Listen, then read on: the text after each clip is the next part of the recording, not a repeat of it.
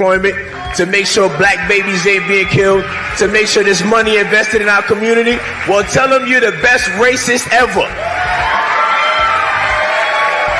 I mean, and somebody, please do me a favor. Can somebody tell Donald Trump how to be a racist? Because he's not doing a good job. Yo, Black Lives Matter! Actually, all lives matter. That's racist. Black Lives Matter! One day later.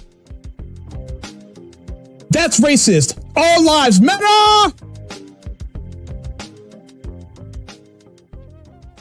There's $24 billion here and there, $500 million there. Some people want to be paid back, and members of the public are wondering, why are we suffering when you have all of this vast wealth? Those are legitimate concerns. Well, I think you're right about reparations in terms of if people want it, though, what they need to do is you always need to go back to the beginning of a supply chain. Where was the beginning of the supply chain? That was in Africa. And when... Ooh, that was an... Okay.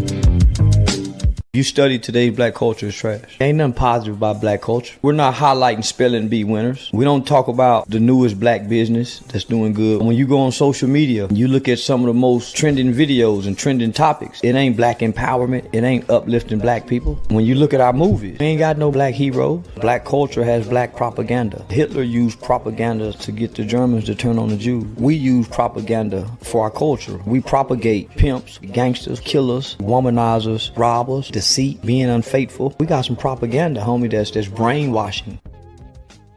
I am a pastor. I'm a man of faith. I have a profound reverence for life. Well, I want to save your life. I have to respond to this very quick because he told me Black Lives Matter. And if you think about it, Senator, in Atlanta, Georgia, there's more black baby that is aborted than anything. So if Black Lives Matter, why are you not protecting those babies? And instead of aborting those babies, why are you not baptizing those babies?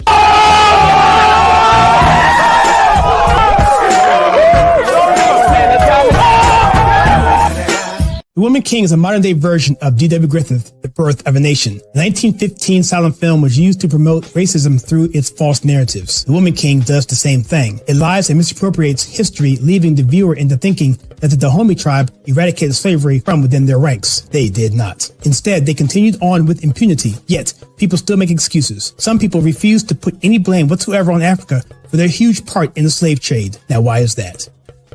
Black Lives Matter! Oh, did you see the new Candace Owens film on BLM? Nah, man, you a sellout.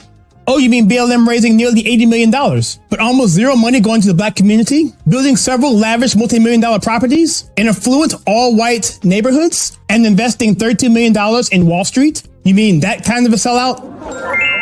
Oh, man, Black Lives Matter! Despite Roots' claim that during the heyday of the massive slave trade from West Africa to America, a white man was more likely to develop malaria in Africa.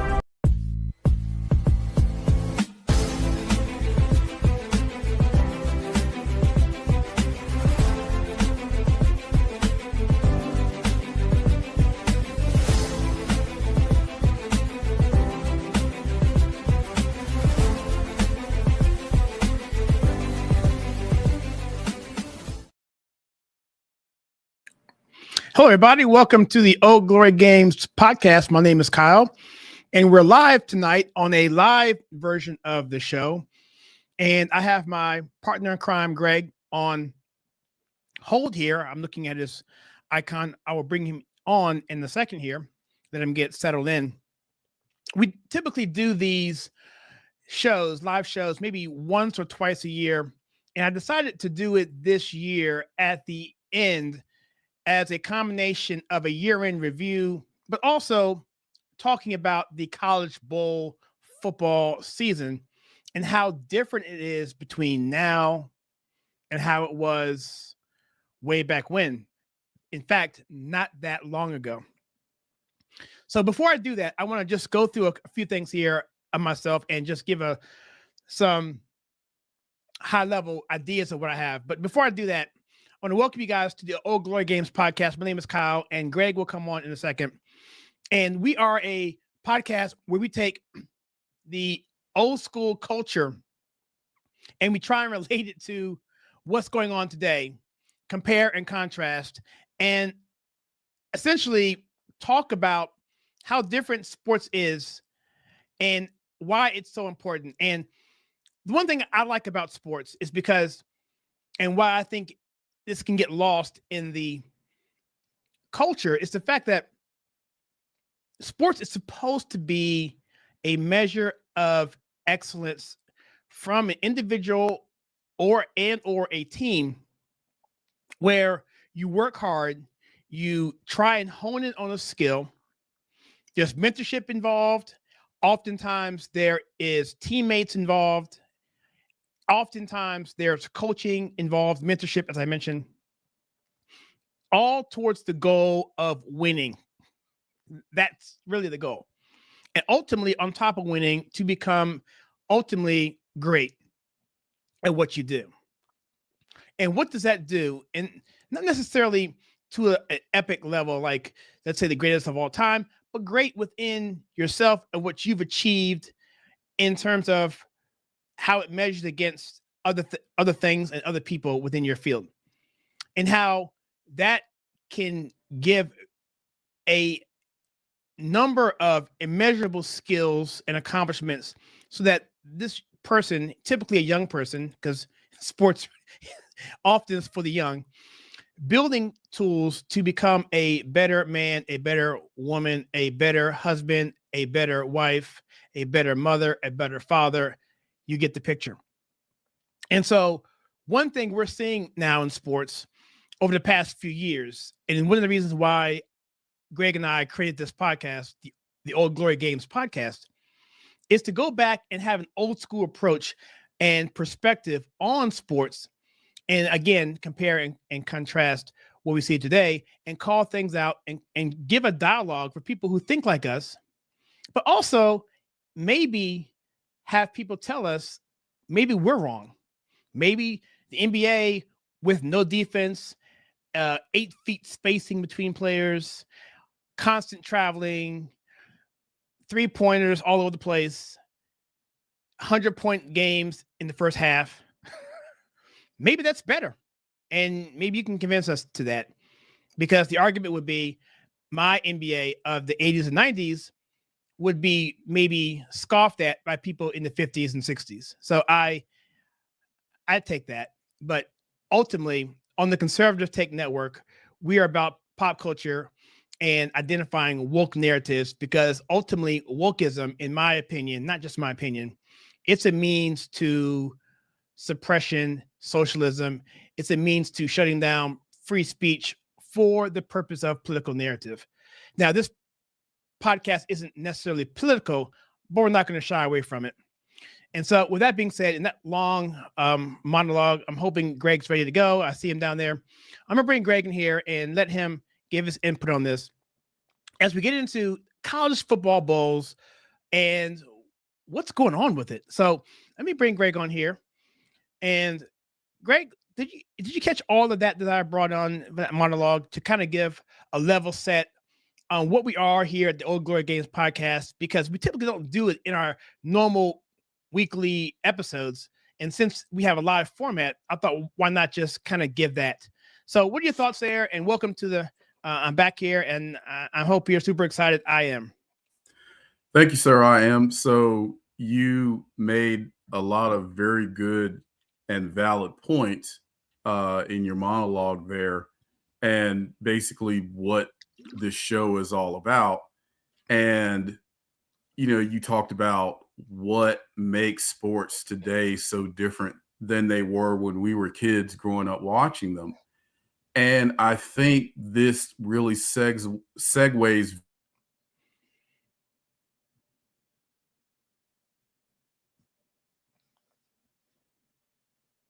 very well college bowl games. Now, for the again, we try to provide a point of context or reference when we talk about these things, because if you're of a certain age, you may have no clue how it was back in the 70s and the 80s and the 90s like we do.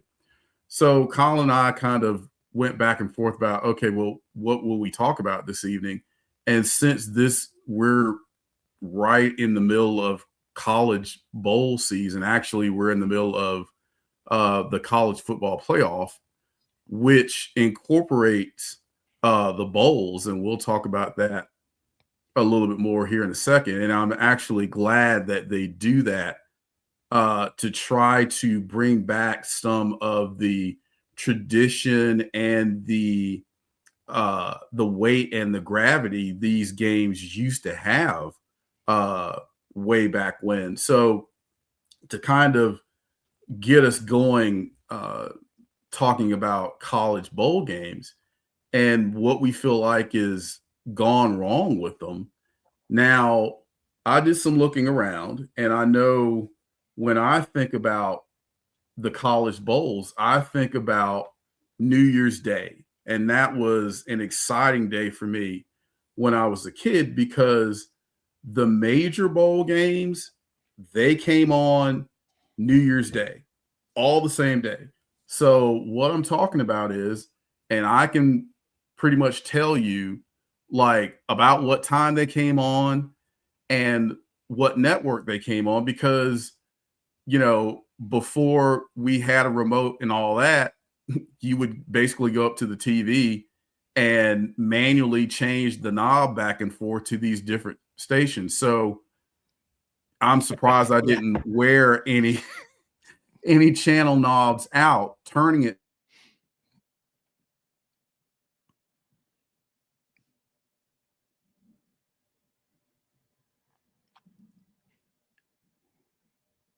Greg's mic sometimes pops in These and out. major bowls, had parades, and it was especially the Rose Bowl parade. I mean, a big deal, the pageantry and the whole thing. I would wait until around, I guess, noonish.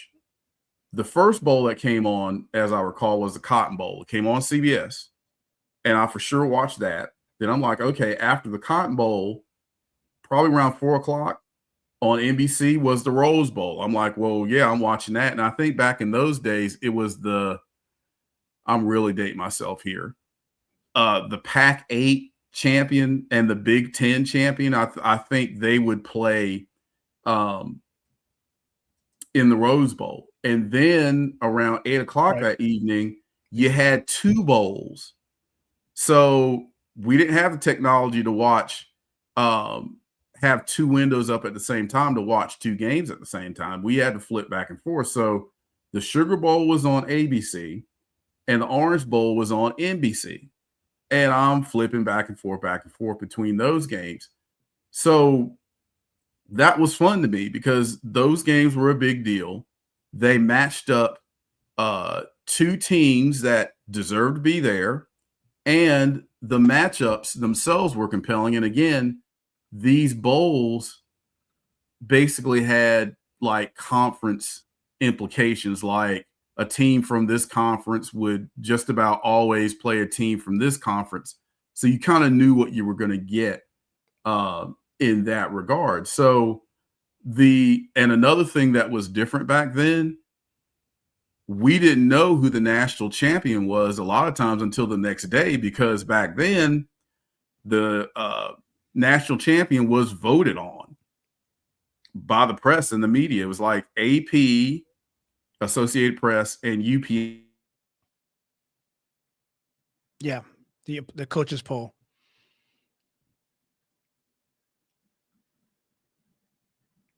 Yes, Greg. Why in the world? Why in the world would they decide a national champion that way? Well, that's the way they used to do it. Now, since then, they have taken the NCAA for Division I college football. They've taken a couple of swings at improving that process. We had the BCS, the Bowl Championship Series, which in the beginning sounded like a good idea, and then it wound up leaving a lot to be desired. And then we moved on to the CFP, and that has since expanded to 12 teams. So just to give you another feel for how things were different then as opposed to now. So in 1980, there were 15 bowl games is what I found. 15 altogether, not just the New Year's bowl games, I'm talking about all of them.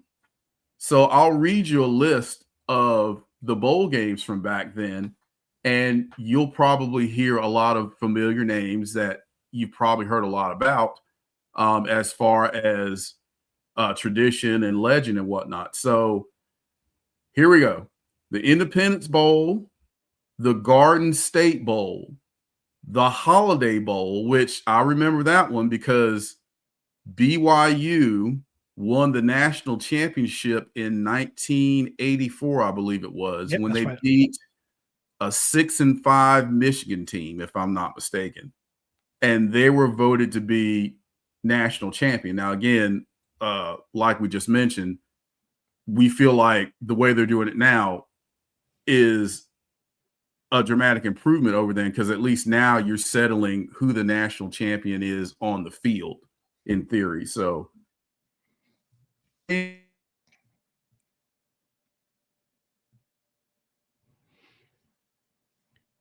yeah, I totally agree with that. The good old Blue Bonnet Bowl. And then I remember that. Yep. Yeah. I remember one year, I think it was probably around 79, 80, 81. I think the University of North Carolina played in it. And I want to say Kelvin Bryan and Lawrence Taylor and all those guys were in it, if I remember right. But I remember watching Carolina in one of those Blue Bonnet Bowls. Kelvin Bryan was amazing. He was incredible. He was a fantastic player. And I already mentioned the New Year's Day Bowls. And actually, the Peach Bowl in 1981 was played on January 2nd. And you might be wondering, well, why would you bother playing any bowl games after New Year's Day? But that particular year, the Peach Bowl was played on January 2nd. But just to give you a feel for what the bowls were back then. Now let's switch to today. And I would argue that part of what has been lost with these college bowl games and why they don't feel nearly as significant or important anymore is because there are too many of them. So right now we've got 36 non-playoff bowl games, non-playoff games, not including the ones that have been integrated into the college football playoff. These are non-playoff bowl games. And try not to giggle when I read some of these. I mean, anything you can think of that involves a sponsor, it's a bowl game. So here we go. The Cricket Celebration Bowl. The Bucked, with a B as in Bravo, Up LA Bowl. The IS4S Salute to Veterans Bowl. ISIS.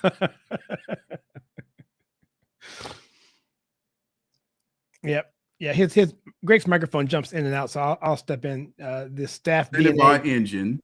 All right, go ahead. Yep. Union Home Mortgage. Greg, just so you know, your microphone kicks in and out. So if you hear me talking over you, it's only because I am filling in the gap when you're talking. So okay. Yeah. Right now, I think we're on the staff DNA curable, I believe. Yes. All right. So thank you for letting me know about that. Sure. The 68 Ventures Bowl, the Xbox Bowl, the Myrtle Beach Bowl presented by Engine, the Union Home Mortgage Gasparilla Bowl, the famous Idaho Potato Bowl. The famous, not the regular. But it's famous, yes. The Boca Raton Bowl, New Orleans Bowl, Frisco Bowl, Hawaii Bowl, Game Above Sports Bowl, the Rate Bowl, First Responder Bowl, Military Bowl, Duke's Mayo Bowl. Let me repeat it. Duke's Mayonnaise Bowl.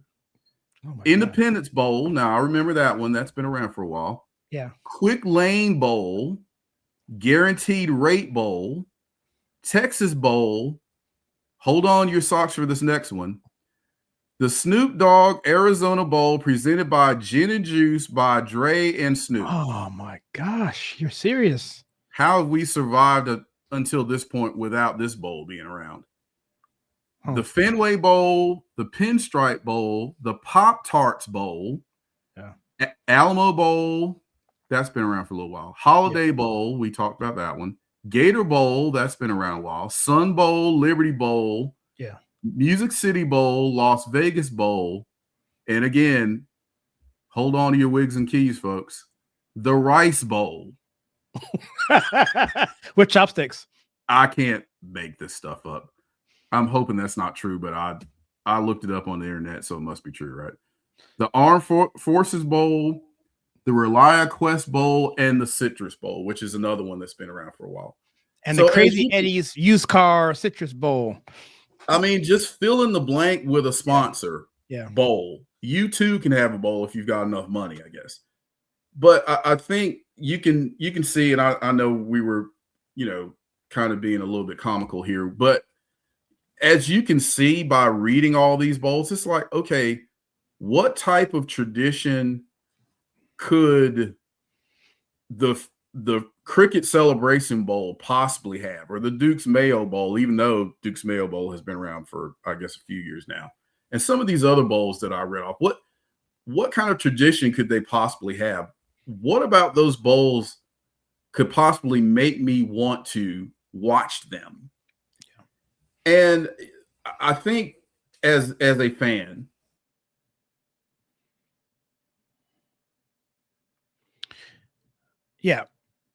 one thing he'll say, the Surf Pro Bowl is essentially the toilet bowl, if you know what they do, that company. And just the spirit of bowl games overall. Right.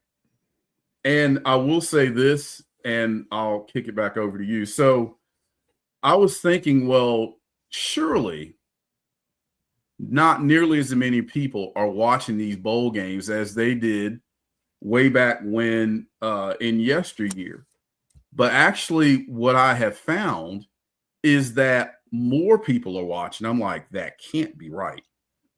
But there are a few factors that lend itself to that claim that more people are watching. That's one reason why you see so many of these bowl games. Now, you and I both know if there was not some sort of viewership which leads to dollars, if there wasn't any money to be made with all of these bowls, you probably would not see them. So I was curious to see, well, how in the world can that be? How can more people be watching now than back in the 80s, 90s, 2000s?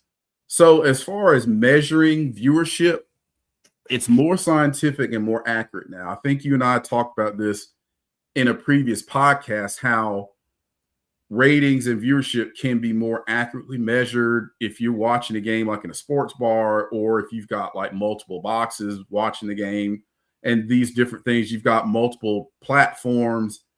The way viewership is measured now, it can more accurately measure exactly how many people are watching, or more accurately anyway. College football is more popular. And I dare say, for me, I like college football more than pro football right now. And I'm sure I'm not the only person that feels. No, I'm that way. I'm definitely that way.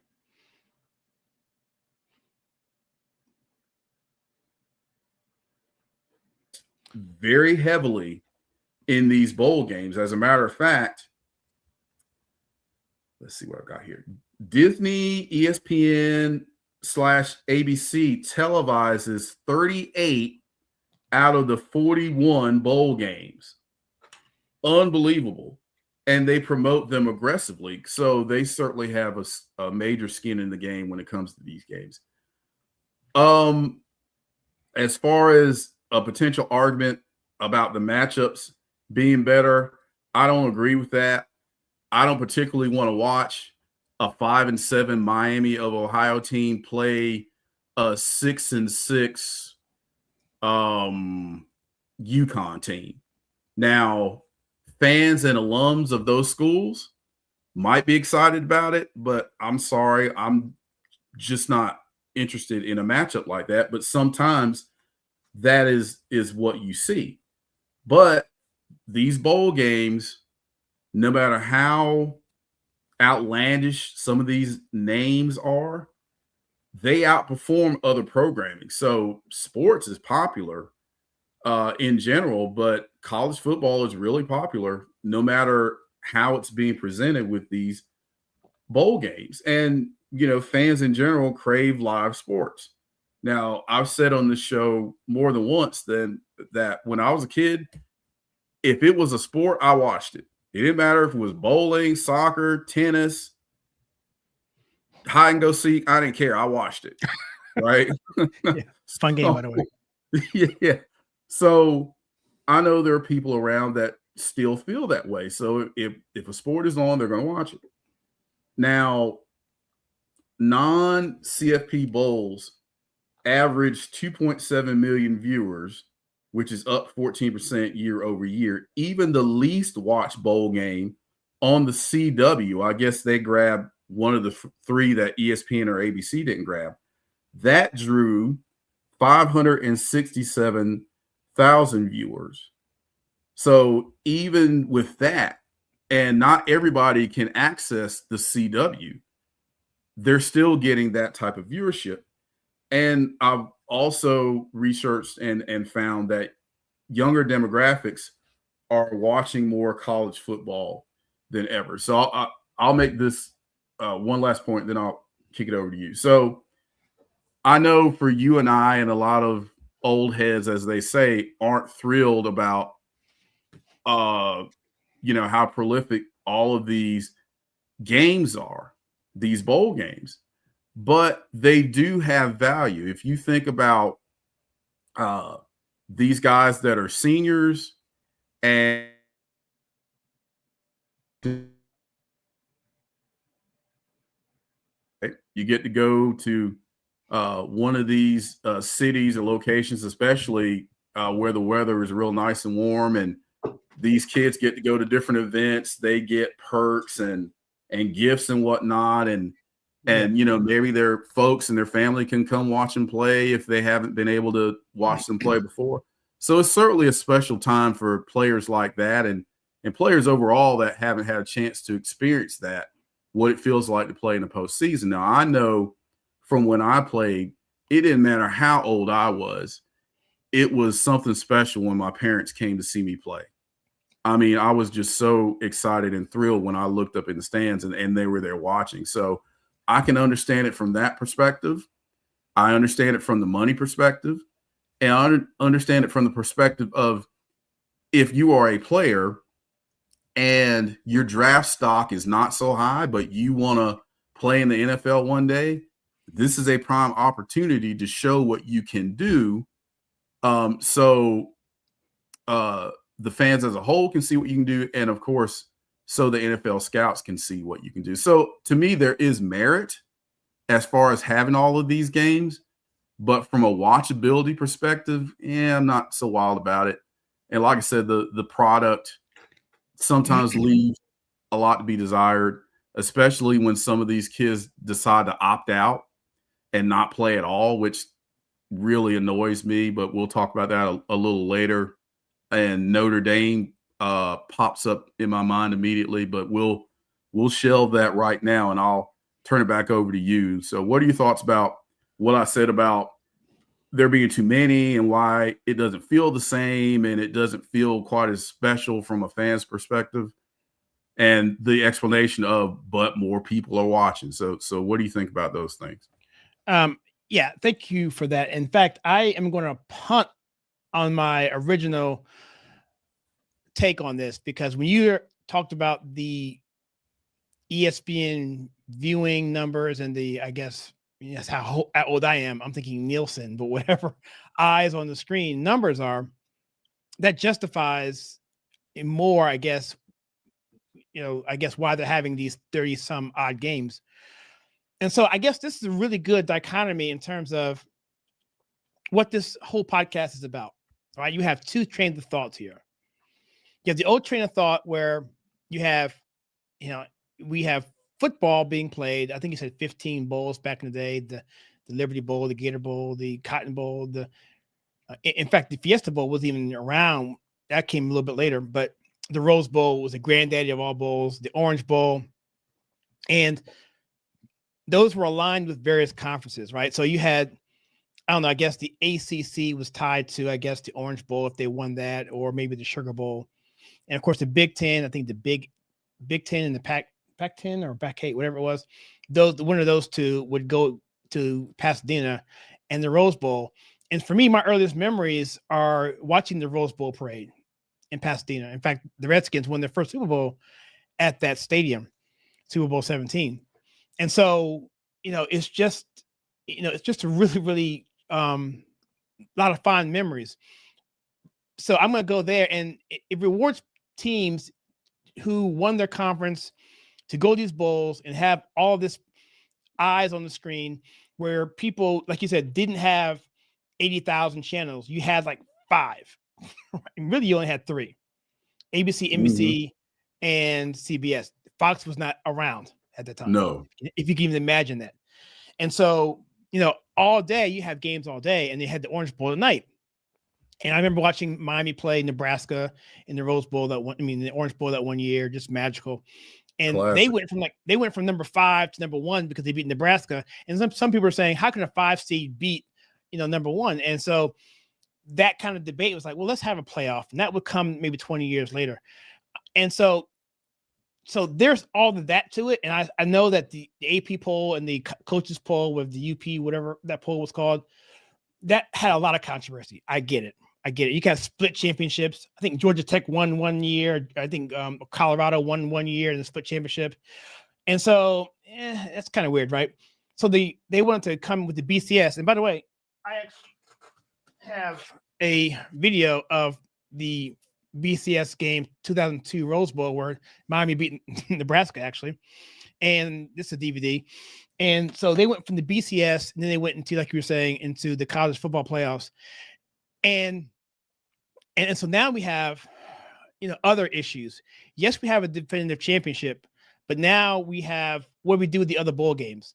And so that's where we're going to get into a little bit more in this podcast. So my thoughts is that I think it's better today in some ways, but a lot worse in many, many other ways. So, and one thing I was thinking about is that you mentioned ESPN. And ESPN, if you look at them as a business model, being the parent company and Disney and ABC and all that, they're in a lot of trouble, especially if you follow the channel. We talk about movies and how they flopping movies left and right. Movies are just tanking, losing money left and right.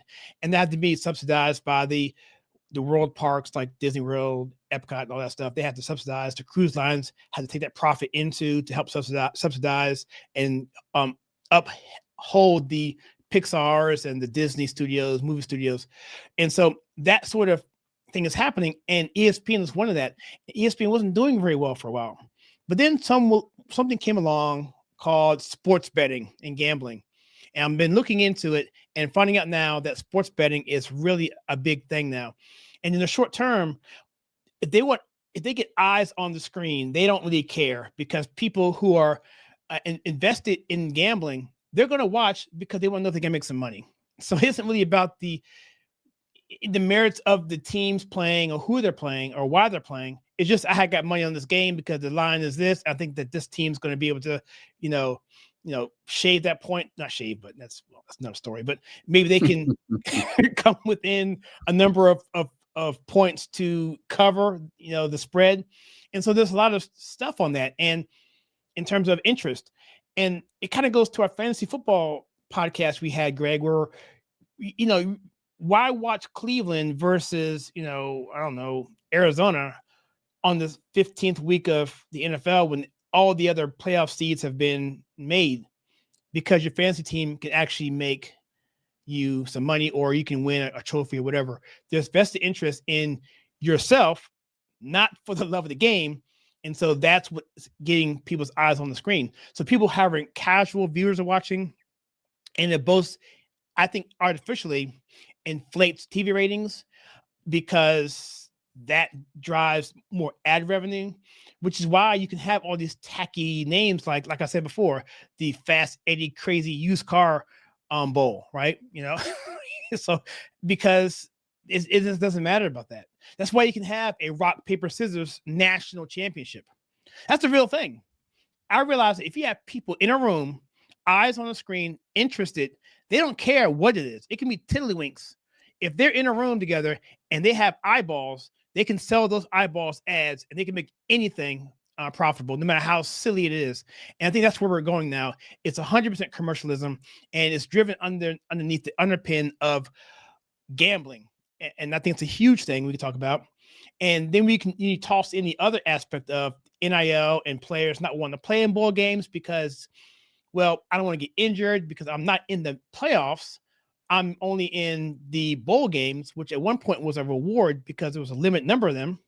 Now there's 80,000 of them. So why should I play if I have a chance of going to the NFL? And that's another aspect that I had here. You mentioned Notre Dame. And I think we should get into that a little bit more, but I'll just give the baseline here. And for those of you who aren't really following Notre Dame is a school, well, as you know, of course, it's a school that's very, very prestigious. You know, Rudy, Newt Rockne, the golden helmets that they paint with real gold every single home game or every single game period.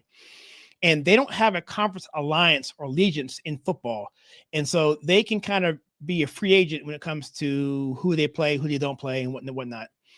And so this particular year, I believe they lost 2 games. And it came down to either they get in or let's say a team like Alabama, who lost 3 times, if you count the conference championship, and Miami, who lost 2 times, but also beat Notre Dame head to head early in the season. And it's a whole thing. Long story short, Notre Dame didn't get in. And Notre Dame immediately said, they were going to play in a game called the Pop-Tart Bowl against a very, very good team. I'm not sure who it was going to be. It was going to be a really good, I'm not sure that it was going to be, but that could have been a really good matchup. But Notre Dame said, we're not going to do it. We're going to take our ball. We're going to go home. And for the right or for the wrong of it, that's a thing now. And a lot of teams start dropping out of bowl games. And now not only do you have teams who by the way, well, let's talk about eligibility, first of all. To be eligible for a bowl game, I think you have to have at least a 500 record or a winning record. What's the qualification for a bowl game, Greg? So I think you have to at least have a 500 record, and you also have to have 6 wins. Now, there have been cases where there weren't enough 6-win teams to fill out the bowl lineup, so they would go get 5-win teams. So it's possible. And when I gave this example a little while ago, when I'd said, well, who wants to watch a 5-7 Miami of Ohio team play a 6-6 UConn team or vice versa with the records, that was not hyperbolic. It can happen. I've seen 5-7 teams make it to a bowl game because there weren't enough 6-win teams to put in there. But yeah, you're supposed to have at least 6 wins to be bowl eligible. And I'm trying to remember if you beat a team that's like Division I AA, or that's what it used to be called anyway, I don't think that counts as a win. I think it has to be 6 Division I wins in order for you to get in, if I'm not mistaken. And it has to be at least a 500 record. So yeah. Okay, yeah. Thanks for that clarification. And so that's even worse, actually, because if you can't count a Division I AA, and I know it's not called that anymore. It's called, I don't know, FS, whatever it's called. Is it FBS? I can't remember it. It's FBS, FCS, FCS Football Championship Series, and FBS Football Bowl Series. Bowl Series, yeah. So that's what it's supposed to be. But I like to say 1AA because that just sounds better because of baseball and other things like that. But if you can't count one of those lesser tier Division I games, then that's even worse, right? And so, yeah, and it to me, it like I said before, it's kind of conflates or upholds our whole thing about, in the beginning I was saying, to reward excellence, at the same time, I'm also a capitalist. I want to make money, but at what point do you say you got to hold the integrity of the game. Because here's the thing, Greg. I mentioned about gambling. Now, that all sounds good for the short term, but in the long term, this is not sustainable, because what's going to happen is it's going to replace the reason why bowls existed. Bowls are about rewarding players, about representing conferences. It makes your school it just doesn't, no one really wins from a optic standpoint. Sure, the bottom line works, and people may have, the stockholders, for lack of a better term, may be happy, but it's a diminishing type of deal because the product is going to go down. And if you look at Nike shares, for example, Outkick did a podcast a few days ago talking about Colin Kaepernick, and how at the point where Colin Kaepernick was right about before Nike was going to use them as their poster child for whatever, they were doing very well. I think the shares were around $85 a share. And so when they embraced Kaepernick a few years back, they, for the first time, went from merit to ideology, to whatever, DEI, whatever you want to call it. And then now the shares are around $56, about 4 or 5 years later. And so that's what we're seeing. We're going to see a sliding scale in the diminishing returns of the product on the field, which is going to put them in a worse position when they are. Even gambling is not going to suffice. You can see ads all over the place. You can see ads on helmets. You can see, Crazy Eddie.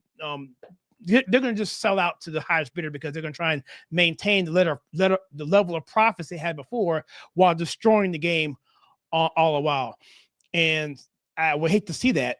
And that's, and we're seeing right now the LA Bowl that came out this year was canceled the day after the bowl happened. It was at the SoFi Bowl, SoFi Stadium, where the Chargers and the Rams play, and it's a magnificent stadium. It was empty, Greg. I mean, they had to block off the top level, and even then it was just empty, and they canceled it the very next day. So, wow. Yeah. So, and then I think we can talk about now, if you want to, a little bit. I mentioned about NIL and the free agency, which is basically where teams allow players to shift from one team to another. In fact, Miami right now, I'm a Hurricanes fan, in case you didn't already know that. We've already lost 2 people. They have already going to enter into the portal. One's a freshman, a defensive back. He didn't play a lot, but he was up and coming, and we're losing a lot of people who are senior level. So he should have wanted to stay on. Considering they have a chance of winning a national championship this year, they're about to play Ohio State, and they're doing pretty well. And yet that doesn't want a merit for a player from South Florida who's highly recruited to stay at the school. To me, that's something wrong with that. So, Greg, I'm going to kick it back to you here on that. So what are your thoughts of the gambling, for lack of a better term, angle that I brought up here? And what's your thoughts about just, this whole thing with the sterilization of sports, of not only the gambling, but also the participation trophy aspect of it, all for the notion and for the goal of essentially making a profit, and that ultimately causing the game to slide. At least when it comes to the bowls. I think the college football championship will probably always be good, but I think at some point in time, the bowls are going to go away. So anything you want to jump in on there that I mentioned, I'm curious what your thought is on that. Sure. So we talked briefly about the gambling aspect of the game, and when I think it was during the NIL transfer portal episode we did recently. So they kind of tie in together, and I'm not saying directly, but I'm saying that the influence of money, whether it be gambling or whether it be NIL money or opportunities to chase NIL money through the transfer portal, that seems to be top priority to a lot of these kids. And it's sad to see, because, when I played, what you wanted to do was win a championship. That was, in football, I never had the opportunity to win a championship.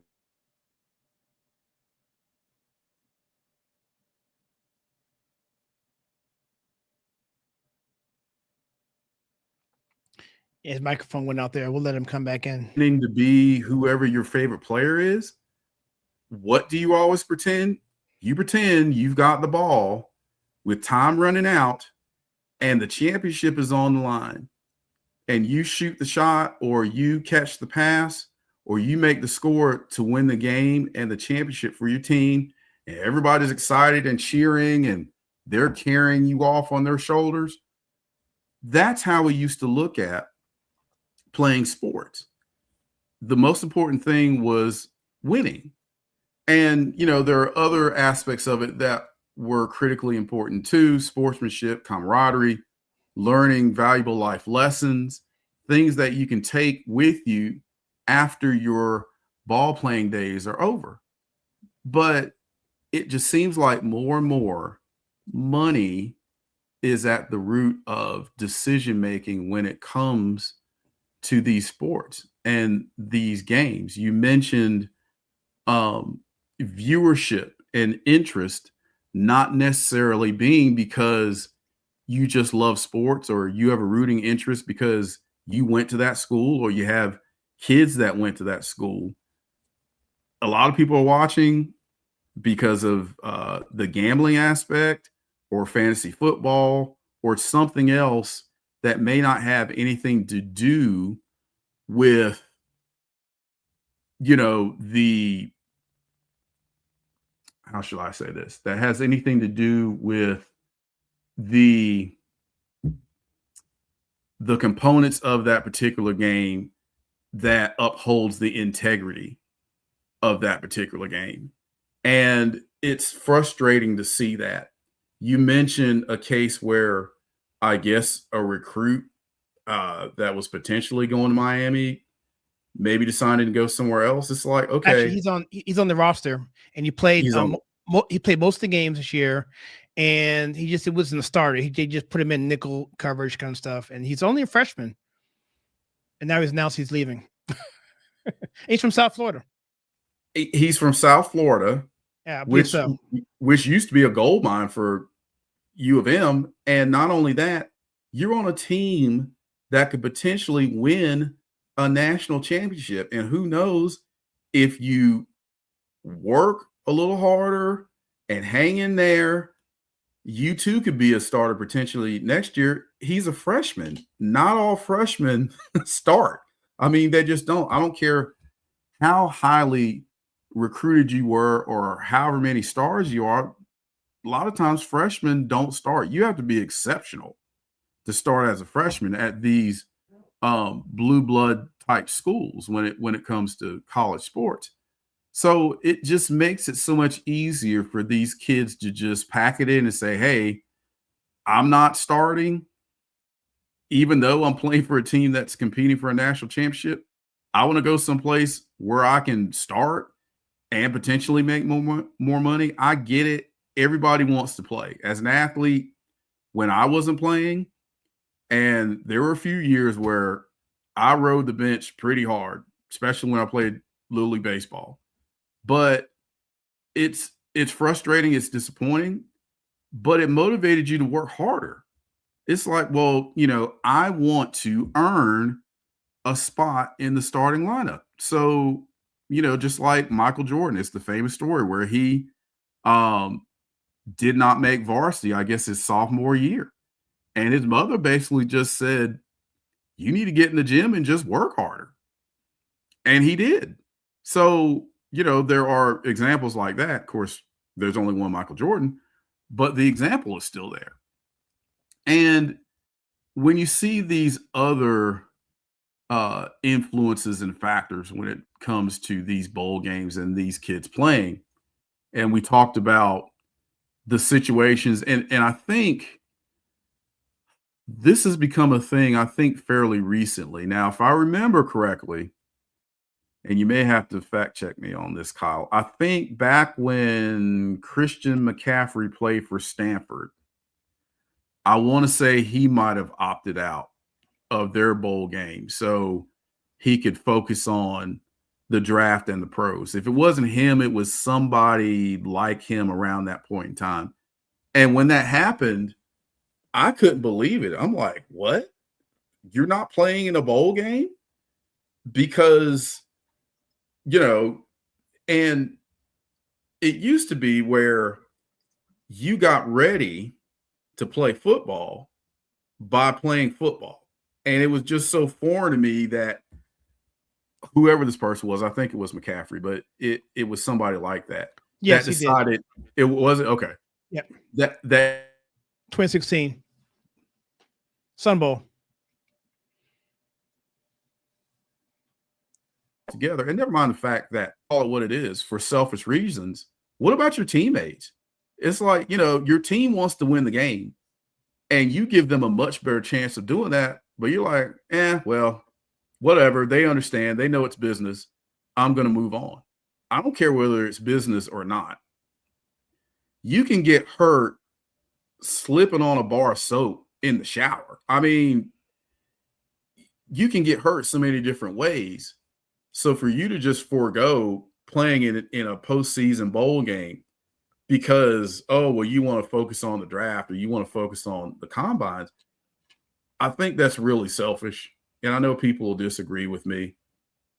It's like, if he gets hurt, that could cost him millions of dollars. Well, again, you can get hurt a bunch of different ways. Back during the time when we were talking about at the top of the show, when there were a lot less bowl games and they felt like they mattered more, you had players that, first of all, stayed in school all 4 years, but they wanted to take advantage of every opportunity to show what they could do, to put on a good show and impress scouts. They would actually go on to play in all-star games after the bowl games. You remember the Hula Bowl and the Senior Bowl? Oh, yeah.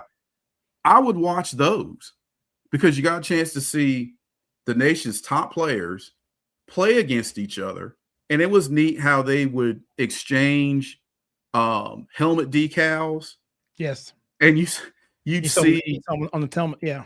Yeah, it was weird. You might see a kid from Ohio State with a Georgia decal and a Carolina decal and all these different decals all over their helmets. But it was really neat to watch that.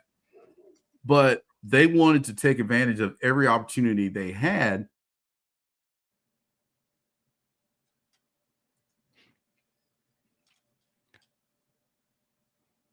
What they could do, and kids look at it like, well, these scouts know what I can do. I'm just going to shut it down for the rest of the season and, wait for the combines. But funny things happen on the way to the combine. You and I have both seen situations, and the NBA too, where these kids shut it down. They might get lazy. They might get out of shape or just not motivated. And they show up to the combines and just totally bomb. Their 40 times are up. They don't lift as much as they were expected. They didn't run a certain drill the way were expected to. And to me, if you're not in the rhythm of competing like that, where I'm just going to sit out, and I'm not saying these guys opt out and just sit around on the couch. I'm sure they're working out with trainers and all of that, but nothing takes the place of actual game competition. It just doesn't. So I understand why these kids are opting out of these bowl games to preserve themselves for the draft, but it was just so much more fun and interesting to see these guys even play after the bowl season was over with in these all-star games to try to impress the scouts. And you also talked about Notre Dame as a school opting out because they didn't make the college football playoffs. Again, I think that's childish. I think it's selfish. And I think it sets a very bad precedent. In my opinion, and I don't know how the NCAA would be able to do this, but they have a bunch of other very restrictive rules. Why not add another one? To me,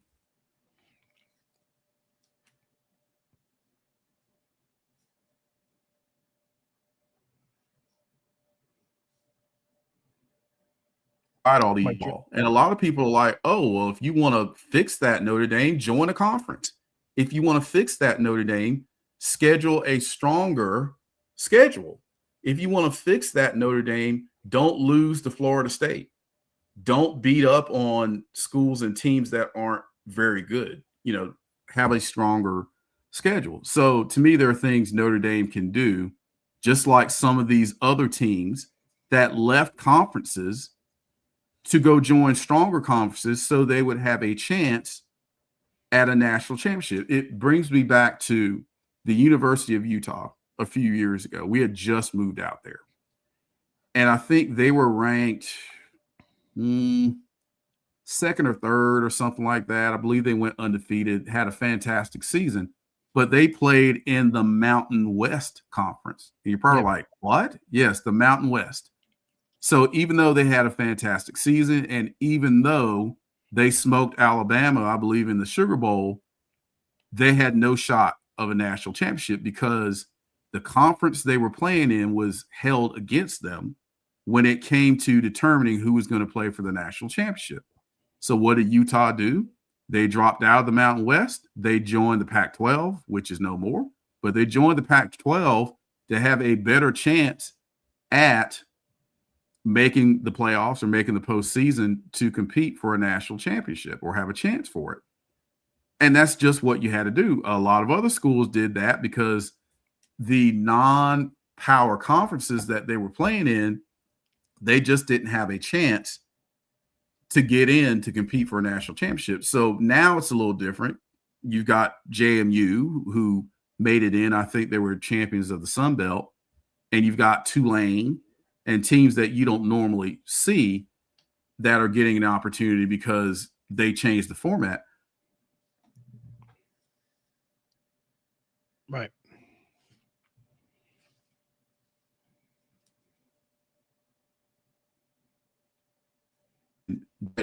Join a conference. Don't, take your ball and go home like a 3-year-old kid because you didn't make the playoff. Quite frankly, I don't think they deserve to be there. Now, going back to what I was saying before about what can the NCAA do to keep this from happening again? To me, the NCAA should basically say, okay, if you're ranked, and I forget where Notre Dame was ranked when the decision was made, if you're ranked in the top 12 or top 15 and you don't make it to the CFP and you turn right around and say, well, hey, if I don't make the playoff, I'm not playing in any bowl game. To me, that ought to automatically make you ineligible for the playoffs the following year. Right. Yeah, that's great. You want to do that bad? Okay, we'll let you do it, but there's a cost. If they were to do that, I guarantee you no other program would do that ever again unless there were concerns about violations and other stuff that, might sway their decision on competing in the postseason. But to me, with everything else being equal, if Notre Dame were to do that, let's say again, because what's stopping them from doing it again? That's just bad for the sport. So the NCAA needs to tell us, like, look, if you do that, you'll just not be eligible the following season. And that would stop some of that foolishness. But overall, when you've got all these different bowl games, it's just like anything else in general. Too much of a good thing, right? It's not a good thing. I think in time, it will work itself out as far as the number of these bowl games. Because like you said, if you've got bowl games and you watch it on TV and you've got a stadium that seats 80, 90,000 people,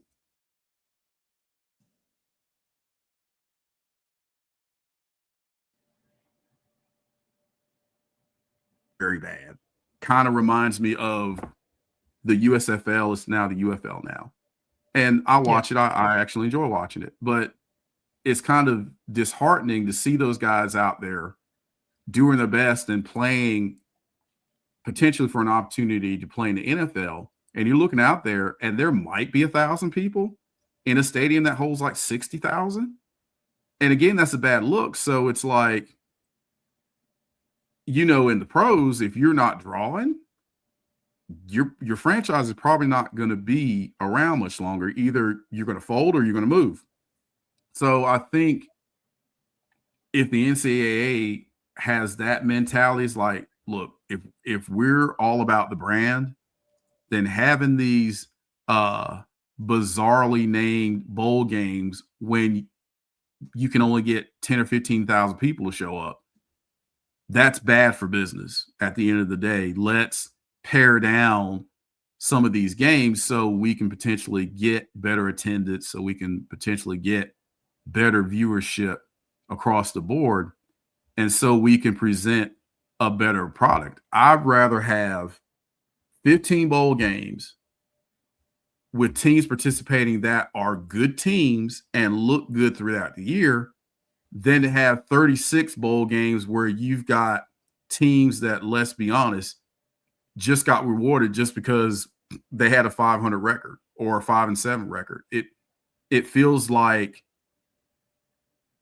participation trophy mentality to me, and I think we need to get away from that in sports in general. And I think that's another thing that just makes all of these bowl games feel just less significant, less worthwhile, watering down the product, just making it kind of unwatchable as far as I'm concerned. And again, if you have a rooting interest and you went to one of those schools, or your kids did, or you're just a fan of that school, yeah, you're going to watch, and I encourage you to watch.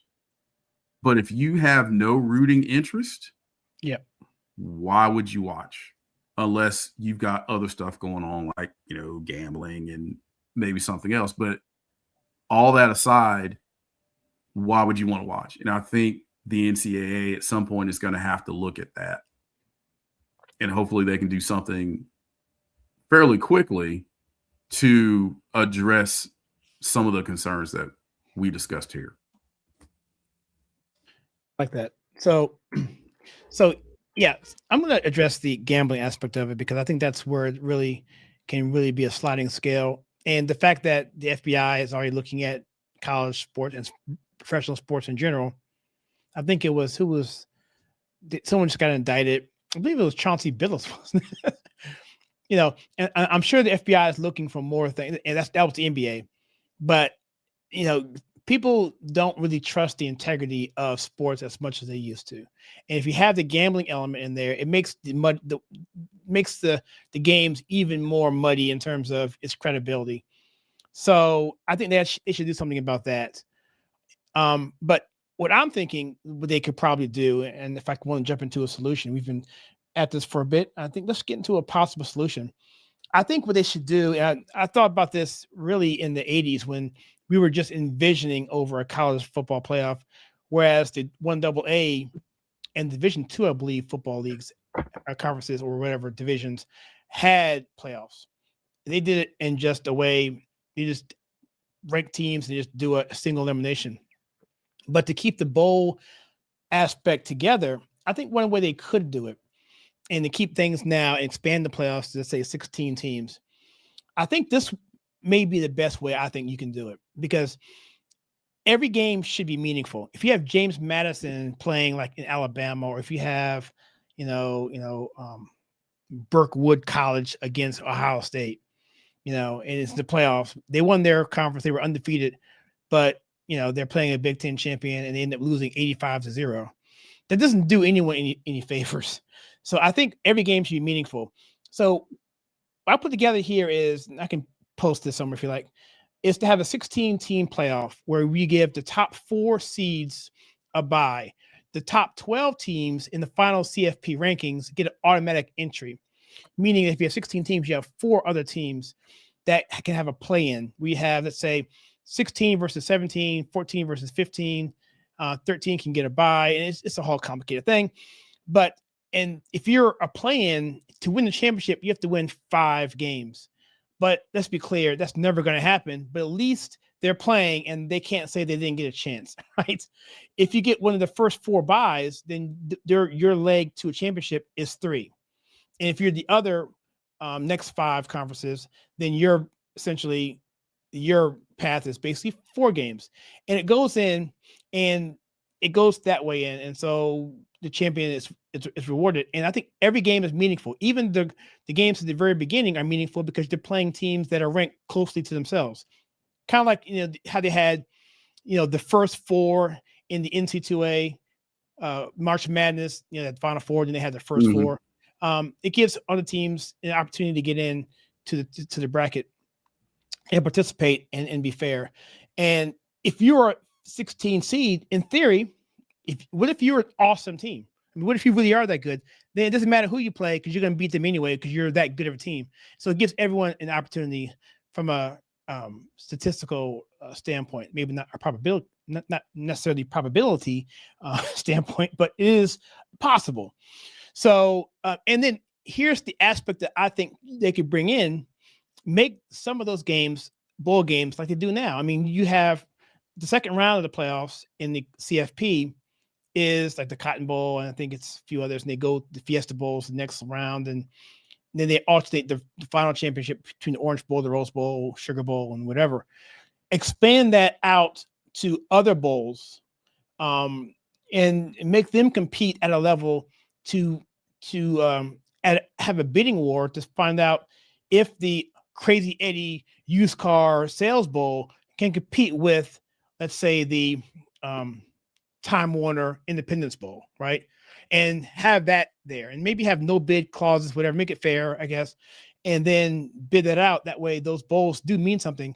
The bowl organizers won't know who they're having yet, but who cares, right? I mean, and that's what I see a way of doing it.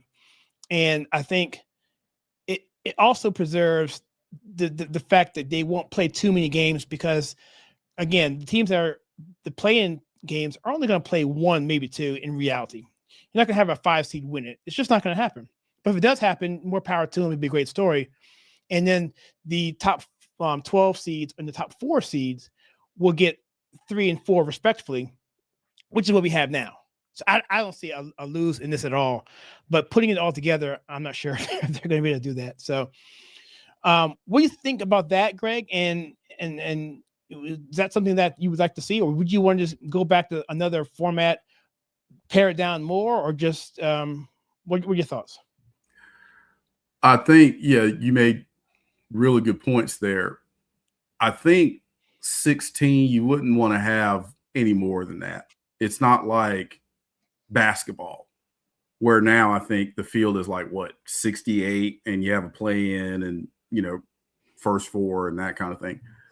I'm not opposed to that concept for football, but I don't think there should be more than 16 teams. Now, I think it will eventually expand because you've got situations like with Notre Dame, also with the ACC conference champion not getting in.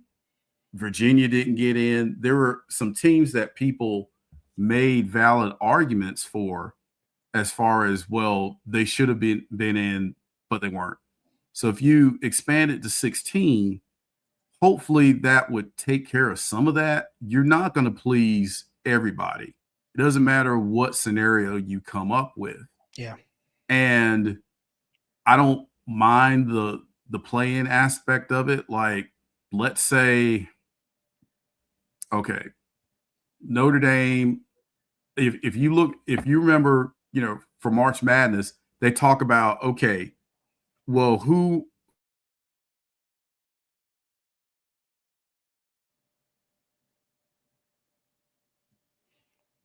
And by the way, we'll talk about, well, strength of schedule wasn't strong enough, or they had some bad losses, or whatever the reasons were.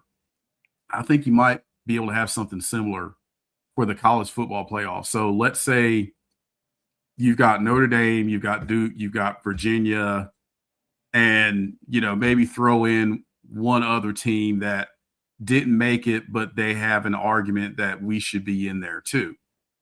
We'll have a play-in, have Virginia play Notre Dame and have Duke play whoever that 4th team might be to get like one of the final spots in that group of 16 or the group of 12, however you want to do it. If you wanted to keep it at 12, then why not have like a play-in type situation where you have maybe one more spot. It's like, okay, you've got 12 and you work out the bye situation and whatnot. And then you've got, one team or two teams that had to play their way in. I'd be fine with that. And these games are spaced out in a way where you're not playing a game like that, then turning right around a few days later and playing another one. No, it's spread out to the point where by the time you get to the national championship game, it's well into January, or is it in February? I forget already. When's the national championship game? Oh, it's in February now. Yeah. It's like the beginning of February. That's amazing, right? Yeah, it really is. So they've spaced it out to the point where I don't think you'll have an undue burden on anybody. Even if you had to play your way in, schedule it to where it's not, too difficult physically for them to turn around and travel and all that to do it again. And you've got buys mixed in there as well. I really feel like they're going to wind up expanding it at least one more time. And again, I like the concept of having some type of play-in amongst the teams that just barely missed it. Sorry, Greg, it's the 19th. I'm thinking the NFL. It's the 19th Monday. Okay. January, sorry. Okay. No, that's good. Yeah, the Super Bowl is now in February. So, yeah, I got that confused. Sorry about that. I got you. So even with that, even if you push it out maybe another week, just as long as it doesn't conflict with the Super Bowl, I think that would still be okay. And the arguments that some of these schools could make that just missed it, they'd be like, well, yeah, it's worth pushing it out another week just to get a fair shot at competing for a national championship.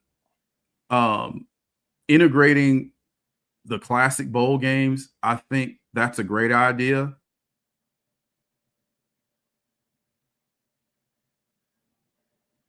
About how Division I college football can have some type of playoff. I'm pretty sure you and I both said, well, they need to incorporate the major bowl games, and they've done that. I think it's a great touch, and I think it's a way to maintain and even elevate the impact and the importance of these legendary classic games. What better way to do that than to have it be involved in the football playoff process? But yeah, I like a lot of what you said as far as how this can be improved upon.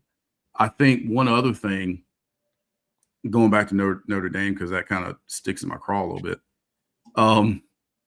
I just find it interesting that because when they joined the ACC in all the other sports, but not football, I was telling somebody, it was probably you, if I were the ACC, I'd be like, go kick rocks, Notre Dame. If you don't want to be all in, then go somewhere else. But Notre Dame football, they've got a sweet deal. They've got a sweet network deal with NBC. Basically, they don't have to share their money with other teams in the conference. So I get why they're doing it. But if you want to make sure you give yourself the best chance possible to make the playoffs,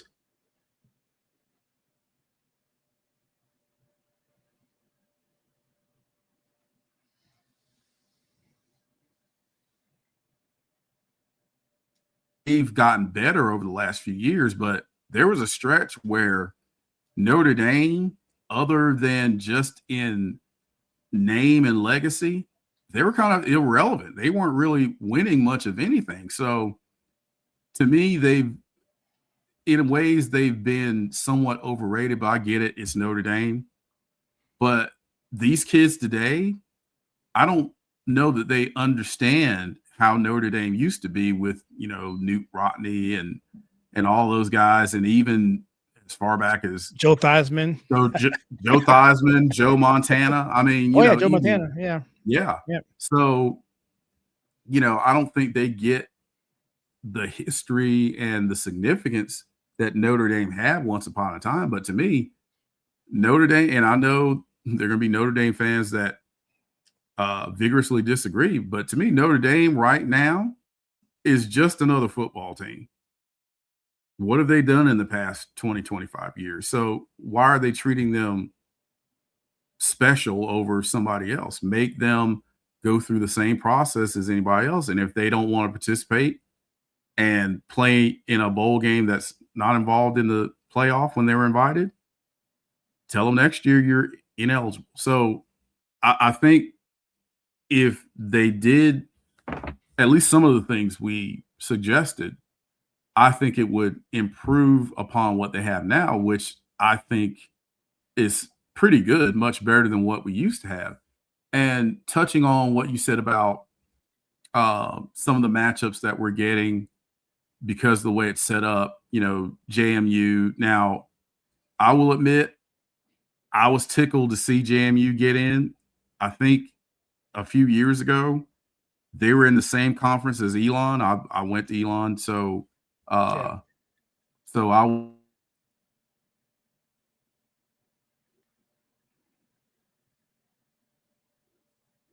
get in, but effective.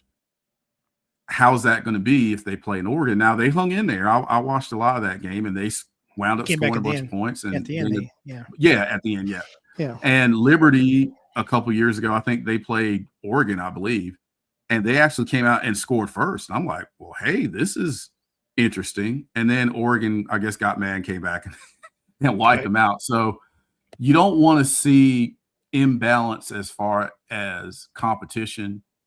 You want truly the best teams to be in, but I still think some way teams that aren't from one of these power conferences should have a chance. And going back to the play-in type situation, I mean, hey, why not have JMU and Tulane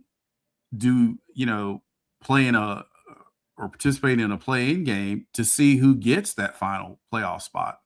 I wouldn't mind watching Tulane and JMU to see who gets in, or I wouldn't mind watching, Tulane and Virginia, or that'd be JMU great. and Virginia would be awesome because they're, I guess they're, in a sense, they would be in-state rivals. I don't know how often they play each other, but being schools from the state of Virginia, I mean, that would, I think, automatically make that an intriguing matchup. So something like that, I think, would be pretty cool. And I think you would address the concerns about giving teams in these non-power conferences an opportunity to participate in the process. And this way, you're giving them a chance. They're playing each other and one of them gets in. I mean, they still have an opportunity, whereas before, the way they used to do it, they had zero shot. Right. Now they would still have a chance, but I think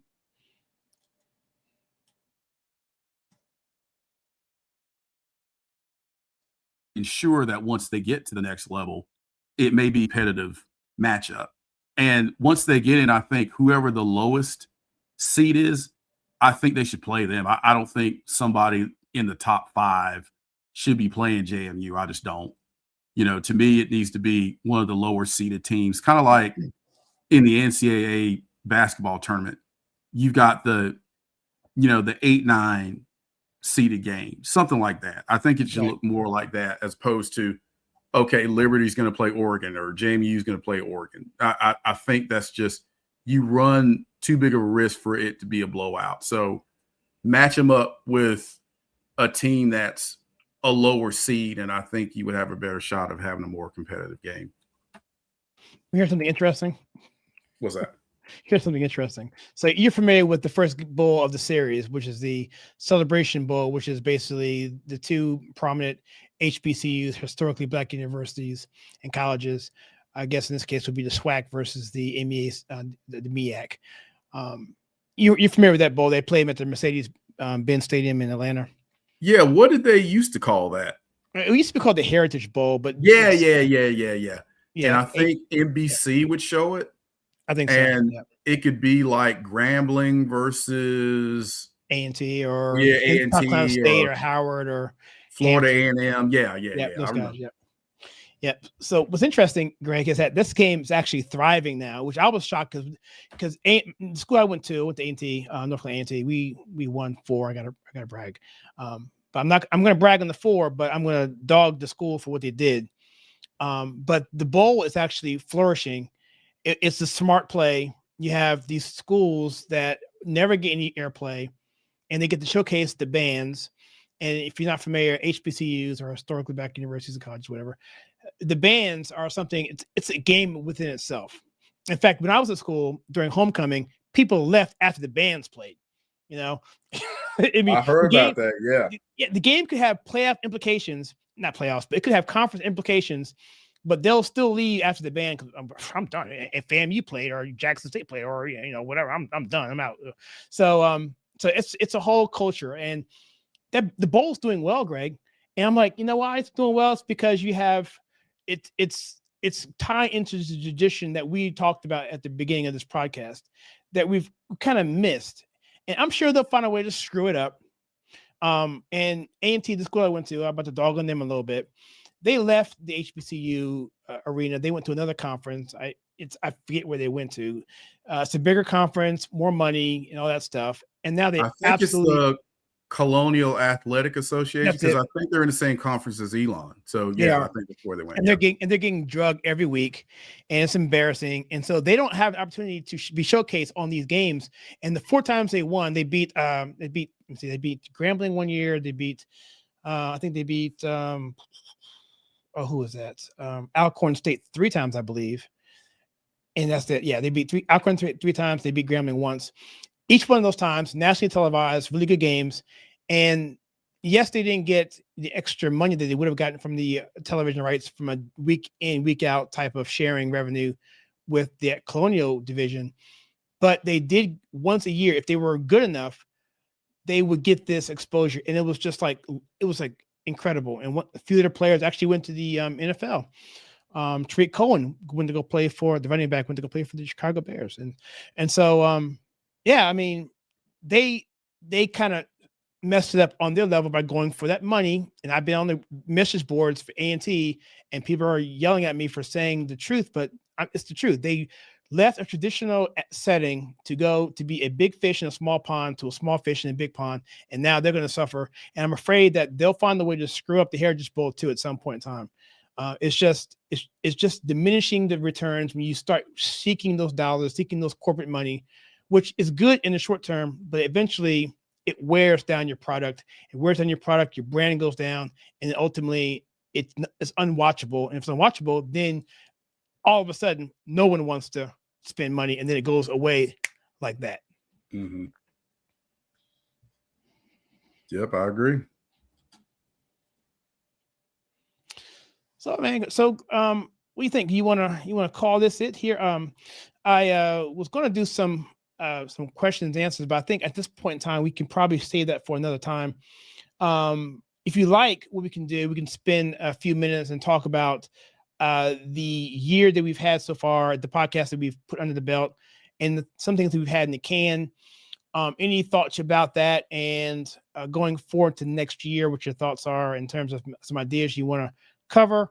I can kind of start it off a little bit, because just to give you an idea of what we've actually covered, because it's been a lot of things. I have a hard time remembering the actual shows themselves, because we record them in bunches and then we split them up and then we put them up. So the last one we did was fantasy football, and prior to that was NIL, which is the last one second one we did on that subject. We talked about Rocky, Serena Williams whining about cotton being racist. We talked about exhibition boxing being ruining the sport, which, by the way, I do want to ask you a question about Jake Paul. Maybe we should jump in there. Because that just recently happened. The Jake Paul and the Anthony Joshua. Oh my gosh. What was he thinking trying to fight that guy? Was he, I mean, are you stupid? Why would you get in the ring with this guy? He's a real fighter, for real. Yes. And it was on Friday night on Netflix, and we talked about type of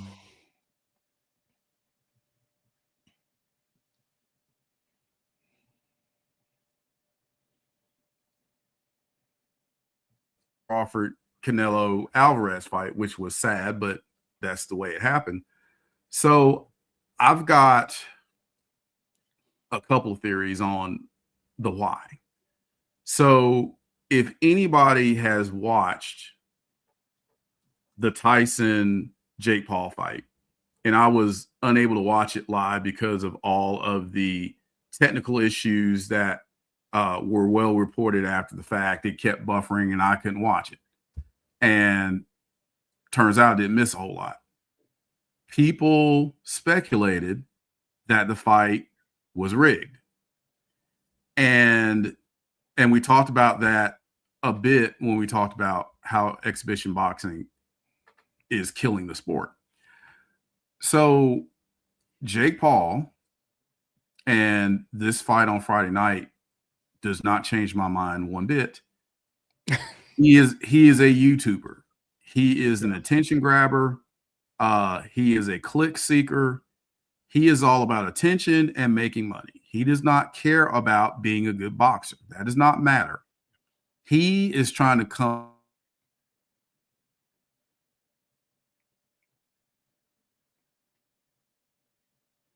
to get in there and put on a test to make it look like he is a professional fighter when he isn't, and finding, how should we put it, very willing and susceptible opponents. A 60-year-old Mike Tyson, or former athletes in other sports, or retired MMA guys, or just whatever. Finding name guys that aren't really a threat to him, that he can get in there, and people like, oh, well, I wonder what'll happen if he fought Mike Tyson. Well, you saw what happened. Oh, I wonder what'll happen if he fought. I'm trying to think of some of these other guys he fought. I know we went over it, but guys that may have names and may have some type of intrigue, but at the end of the day, he's got the advantage. I mean, he was planning on fighting Tank Davis, who was a much smaller guy. I'm like, well, who wants to see that? So I think Jake Paul did this fighting Anthony Joshua, who is a legit former world heavyweight champion. He's like 6'5", 240. He's a chiseled. He's a special. Chiseled. I think Jake Paul did this to quiet the noise about his fights being rigged, for one. And the other, it circles back to money. He probably figured whether he wins or whether he loses, he wins because it's all about the spectacle. It's all about the train wreck. It's all about what's going to happen next. Now, I will be very honest. I did not watch the fight real time because I refused to, but when it was over with, I was following the round by round analysis on ESPN. But when it was over, especially when I heard he got knocked out, I hurried up and watched the replay. Me too. Seriously. Because I wanted somebody to shut him up. Yeah. Especially, I wanted a real legit fighter to shut him up. And that is what happened. Now, people speculate on what took Anthony Joshua so long to knock Jake Paul out. I'm like, they had a 22-foot ring. Wow, that's big. It was gigantic. That's an NBA three-pointer. I mean, yeah, it's like Jake Paul ran like the first 4 rounds. Yeah, I saw that. I did see that. So, you know, Anthony Joshua's like, I'm not going to chase this guy. I'm going to methodically cut the ring off. Yeah. I'm going to corner him, and I'm going to knock the daylights out of him, and I'm going to knock him out. And that's basically what happened. He broke his jaw in 2 places. Oh, yeah, yeah. I've seen so many slow motion. Right there on the screen right there. Look at that. Of that knockout. And just Jake Paul's reaction, like he said, whoa, or whatever after he got knocked down. I mean, that was a shot. But if he was coherent enough to understand what just happened to him, he was coherent enough to count the dollar signs from that. Sure. It's just like pro wrestling. And his brother Logan is in the WWE, I believe. So he is familiar with that environment. He's probably thinking 2 or 3 steps ahead on how he can manipulate this and leverage this into making money fighting somebody else. Now, he's already talking trash. He's already talking trash. He put a picture of the X-ray and said, "I'll be ready in 10 days to fight this other guy." Yeah, Canelo. And I'm like, yeah, you don't want to do that. But see, again, he's all about hype, generating interest and generating viewership. And he figured, okay, deep down, he knew he wasn't going to beat Anthony Joshua. You could tell the angle of the fight listening to the commentators. They gave Jake Paul mad credit, even if he swung and missed. Oh, well, that was a good punch by Jake Paul. I'm like, seriously? It didn't land? Right. You know, it just hit his gloves. It didn't do anything, but and it's just like Jake Paul. They considered it a victory for him to last that long. Mm-hmm. And they were hyping it like that. And that's another angle that I'm sure he looked at. He's like, well, if I run in this gigantic 22-foot square ring or whatever it was, gigantic, if I run for 3 or 4 rounds and just survive, and he was doing all kinds of crazy stuff. He kept going down and grabbing Joshua by the knees. He was doing all kinds of just funky, ridiculous stuff just to last and survive.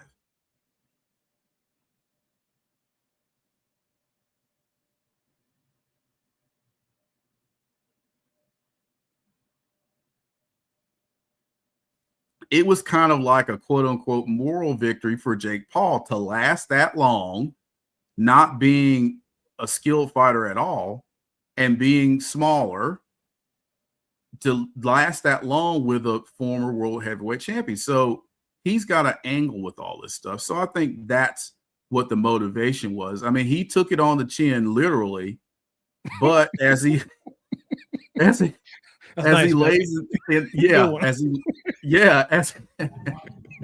lays in the hospital waiting for his jaw to heal in who knows how many places, he's thinking ahead to the next spectacle. And believe me, when he figures it out, people are going to want to watch. Yeah. People are going to watch. And whether it be to see him potentially beat an actual fighter or to see him get knocked out, it doesn't matter to him. You're tuning in to see what happens. He's so smart. So yeah, this is, in a lot of ways, this is a work. Oh yeah. 100%. Now, I believe the fight was a shoot. I believe it was an actual fight. Now, some people are like, oh, well, you know, Jake Paul had an agreement with Anthony Joshua to carry him a few rounds. No, I don't think Anthony Joshua would go along with any foolishness like that at all. I don't, because I think he cares about his own integrity and the integrity of the sport. So I believe what you saw was real. I really do. Oh, I did too. Yeah. So, and Jake Paul knew it. Now he can say, well, look, I fought a real guy. I fought an active guy. I fought a former world's heavyweight champion, and I survived. So now that I've got that under my belt, I'm ready to take on all comers, so to speak.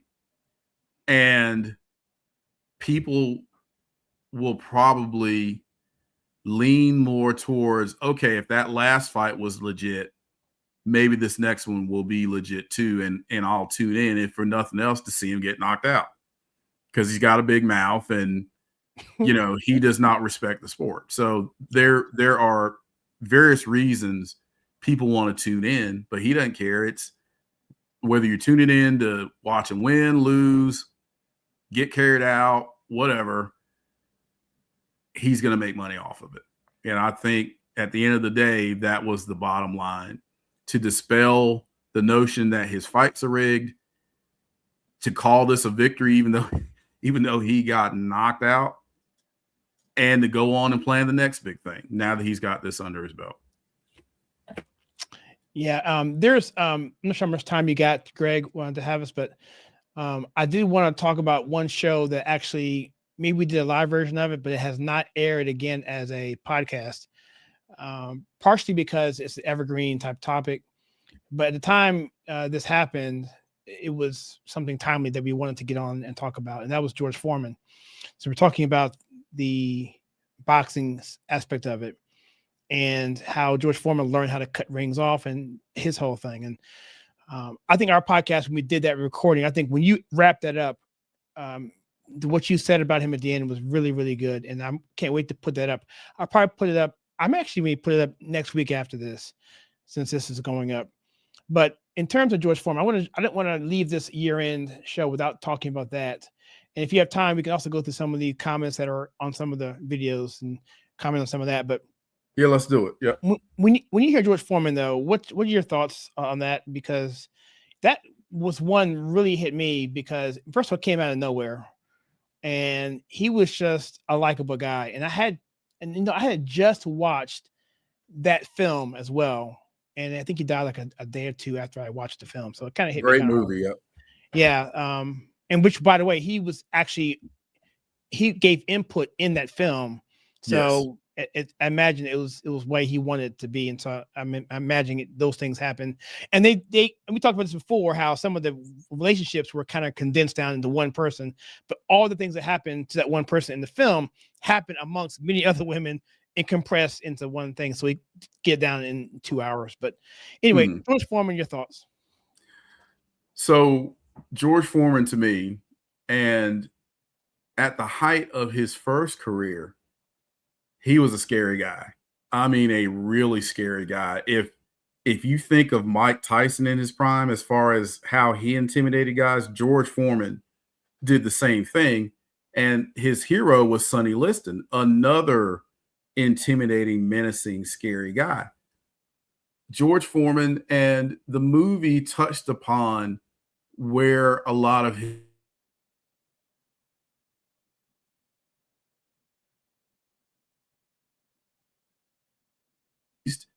he really worked with as far as skill.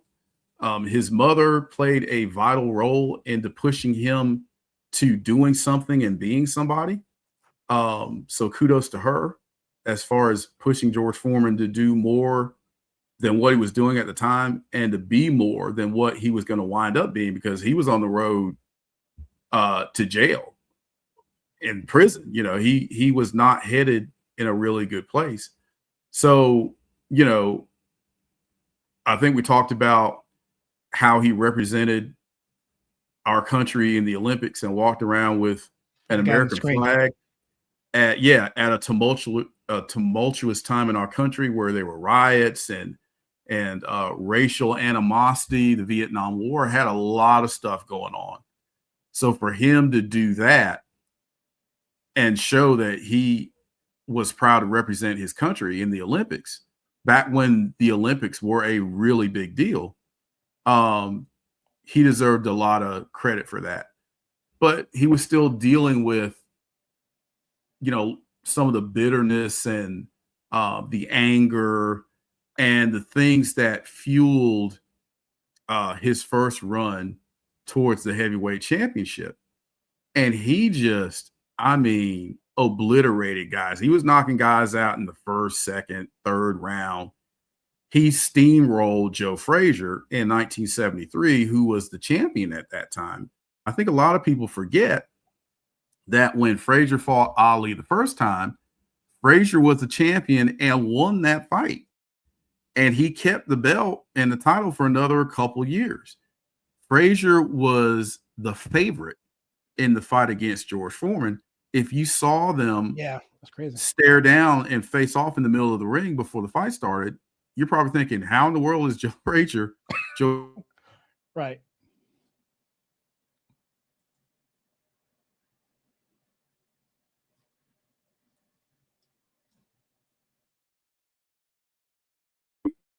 This guy is unbeatable. So by the time he fought Ali, he had all the success, he had the money, he had everything going for him. And everybody thought well, this is not a contest. He'll steamroll a 32-year-old Muhammad Ali also, and that might be a wrap on Ali's career. And none of those things happened. And he kind of spiraled, Foreman kind of spiraled after that. He didn't know how to deal with that because he put so much focus as to who he was as a person into being the heavyweight champion of the world, into being a star fighter.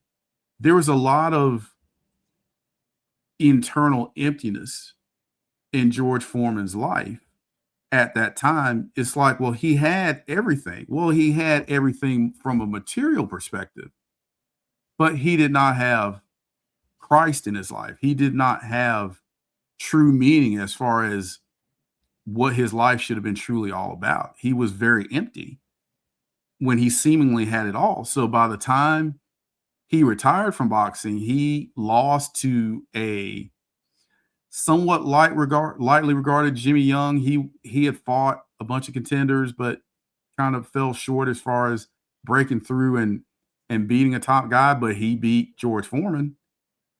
And at that point, George Foreman had just hit rock bottom. And he just wanted to get away from boxing. He had, and he talks about this, the religious experience he had where God basically came to him and said, yep, I don't want your material things. I don't want your belongings. I want you. And that changed his life forever. And by the time he got to his second career, when he had to come back and fight because he wasn't making enough money as a preacher to sustain, I guess, his church and his youth center and all those things and plus he had quite a few mouths to feed at home, almost all of whom were named George, but that's another story for another time. But the only way he knew to make the kind of money he needed to keep these things going was to get back into boxing. And he was ridiculed. Who's this fat old guy, coming? It was a joke. He was ridiculed feverishly, but he did it the right way. He didn't take himself seriously like he did the first time. At this point, he was a lovable guy. The bitterness was gone. Christ was at the center of his life instead of material things, wealth and whatnot. And the second time around, he was a lovable guy. He said, he would never, try to knock guys out in anger or anything else like that. He was truly changed. And it was neat to see the metamorphosis of George Foreman from angry 25-year-old George Foreman to lighthearted, lovable, insightful 38-year-old George Foreman.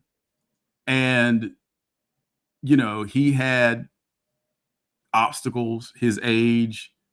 He was not the same fighter that he was 10 years previously. He had to fight differently. He had to have a different way of thinking and fighting, but he made it work. And he refused to compromise on the way he fought. He didn't fight angry anymore. He got in there. Now, he did what he had to do to win now. Don't get me wrong. He was still knocking dudes out. But he had an entirely different focus and attitude when he did it. He knew that at the end of the day, he was doing it for a greater purpose, to raise money for his church, raise money for the youth center, to raise money for a much greater good. And when he regained the heavyweight championship, wearing the same trunks he wore when Ali knocked him out in Zaire, I mean, it was just like icing on the cake. And he's in the corner praying and thanking God for the opportunity and the victory. I mean, it's really a feel-good story. And of course, some people may only know George Foreman from his grills. Now, he made a ton of money off of that. Oh, yeah, he did. But it's interesting that, in later years, he was known more for the lovable pitch man for those Foreman grills than he was for being the angry, bitter young man.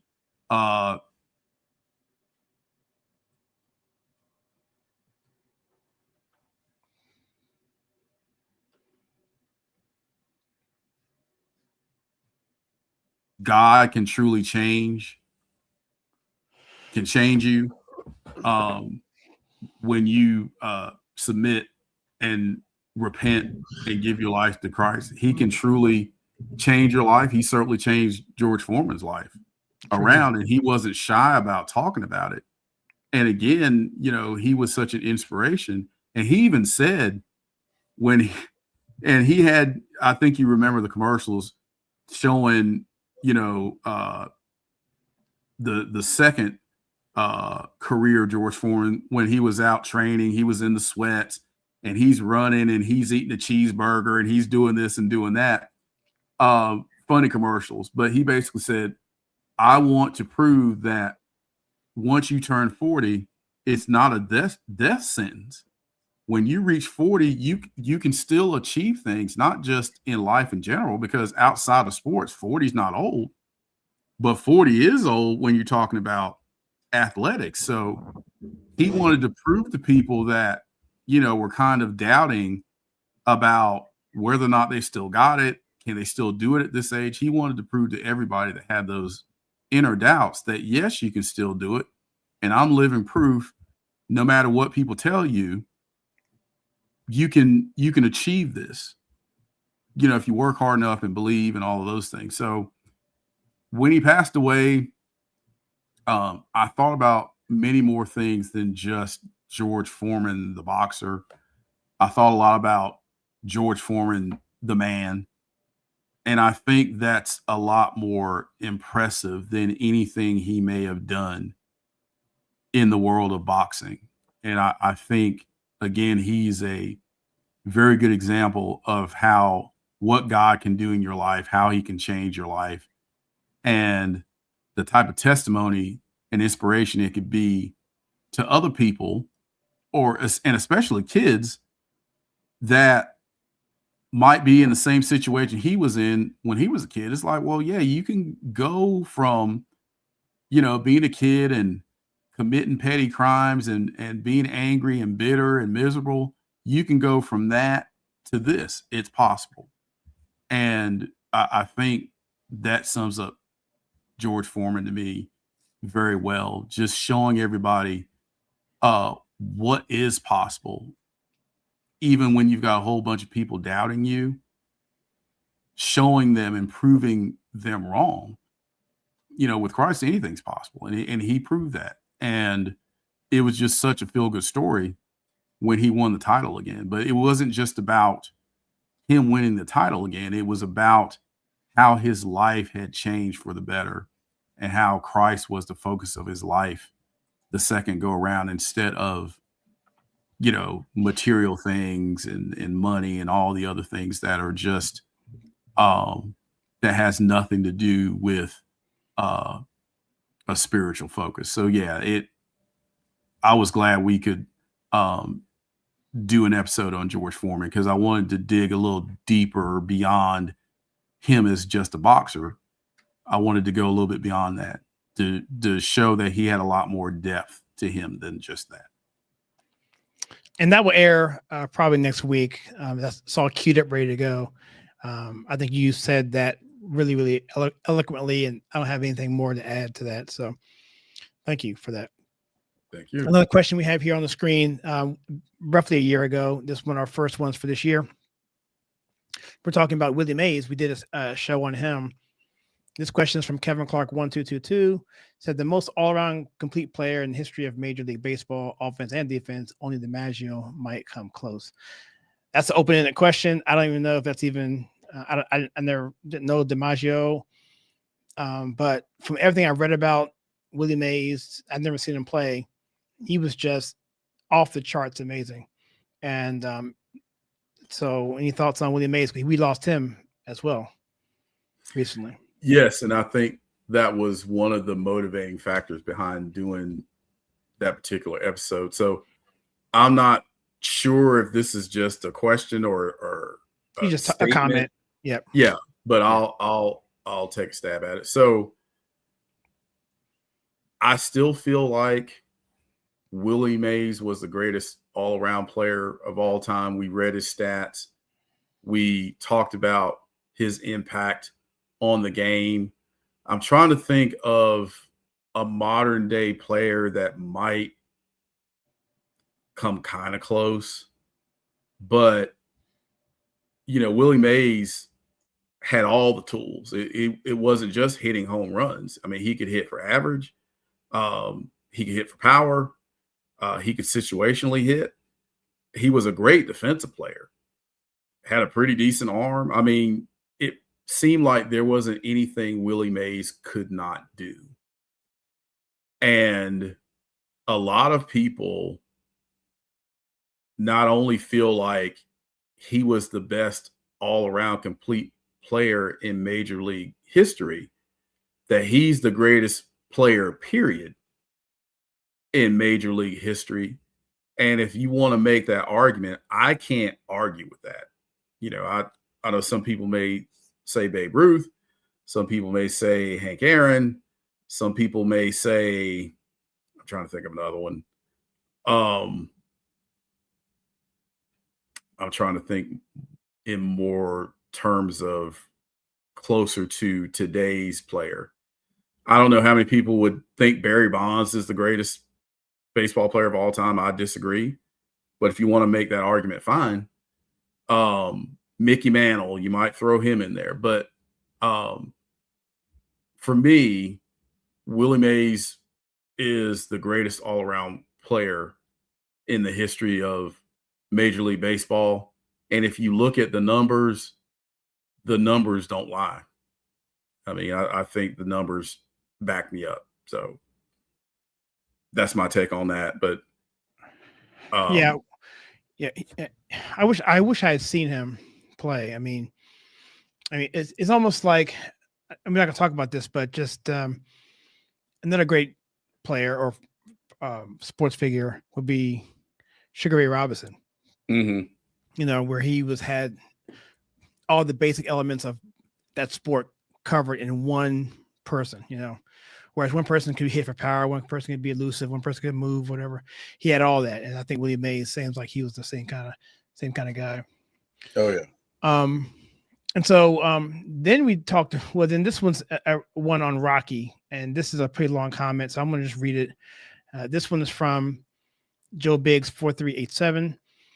And we did this on Rocky, but I know it's not a real person, but it does embody what this show tries to talk about. Rocky is just an amazing fictional story, but just the values that it tries to convey, I think it's just absolutely phenomenal.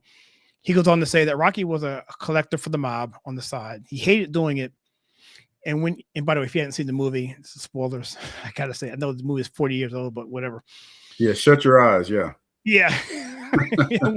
when he got the match, Apollo Creed, he gave the job to his brother-in-law, Paulie, which we talked about that too. And Paulie at the end lifted up the ring rope. It's just a perfect story.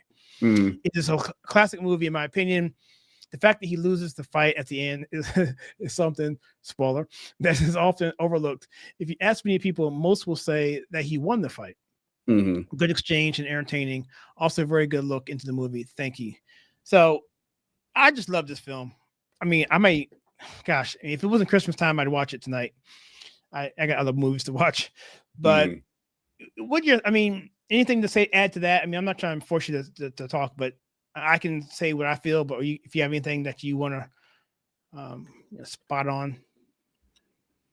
Sure. So like I mentioned, when we originally did that podcast episode, I had never watched Rocky from start to finish. Anytime it was on, by the time I turned it on, it was either a third of the way through or halfway through. So the classic scenes and the milestone moments in the movie, I had seen those.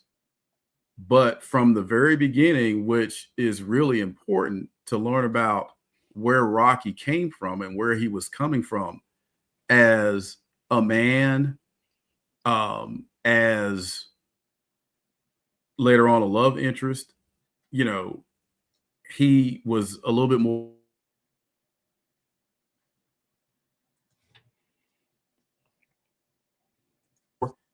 It goes far beyond him as secondary.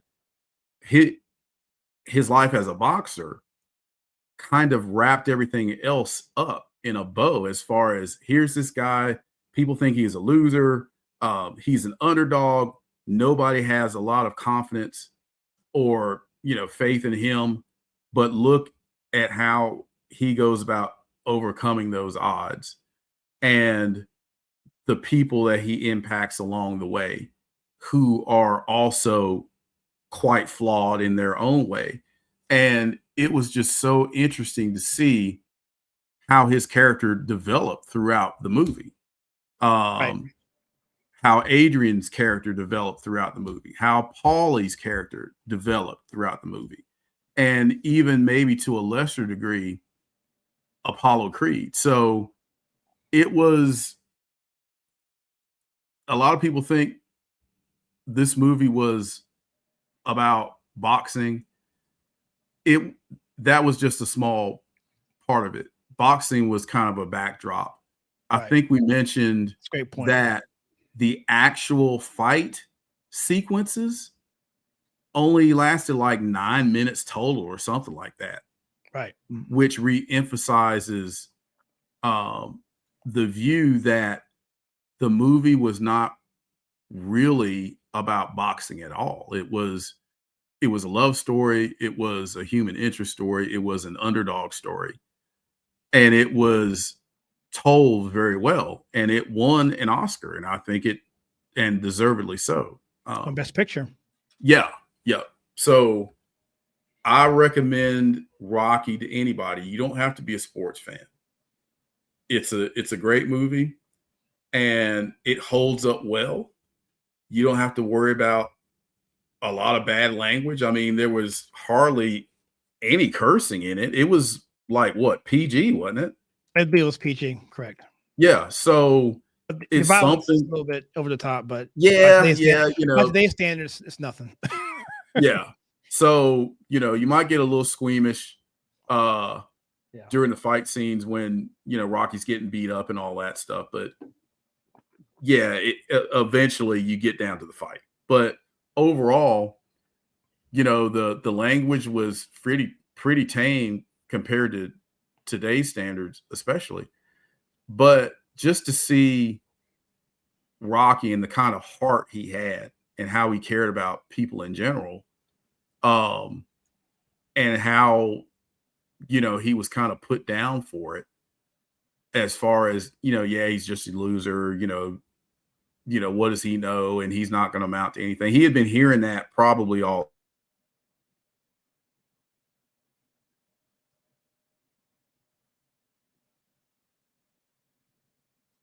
something at any level. In the process of him getting to that, even when the notion was, from Apollo Creed's perspective, Creed didn't respect Rocky Balboa. He thought it was a joke. Well, yeah, let's find some guy from Philly, and, you know, it'll be part of the bicentennial celebration. You know, club fighter. You know, we'll make it a big deal. We'll give him a chance of a lifetime, because in his bones, he never thought Rocky was going to give him a competitive fight, to the point where his handlers are like, you don't need to fight this guy again. But Apollo was like, I got to fight him again. I won, but I didn't beat him.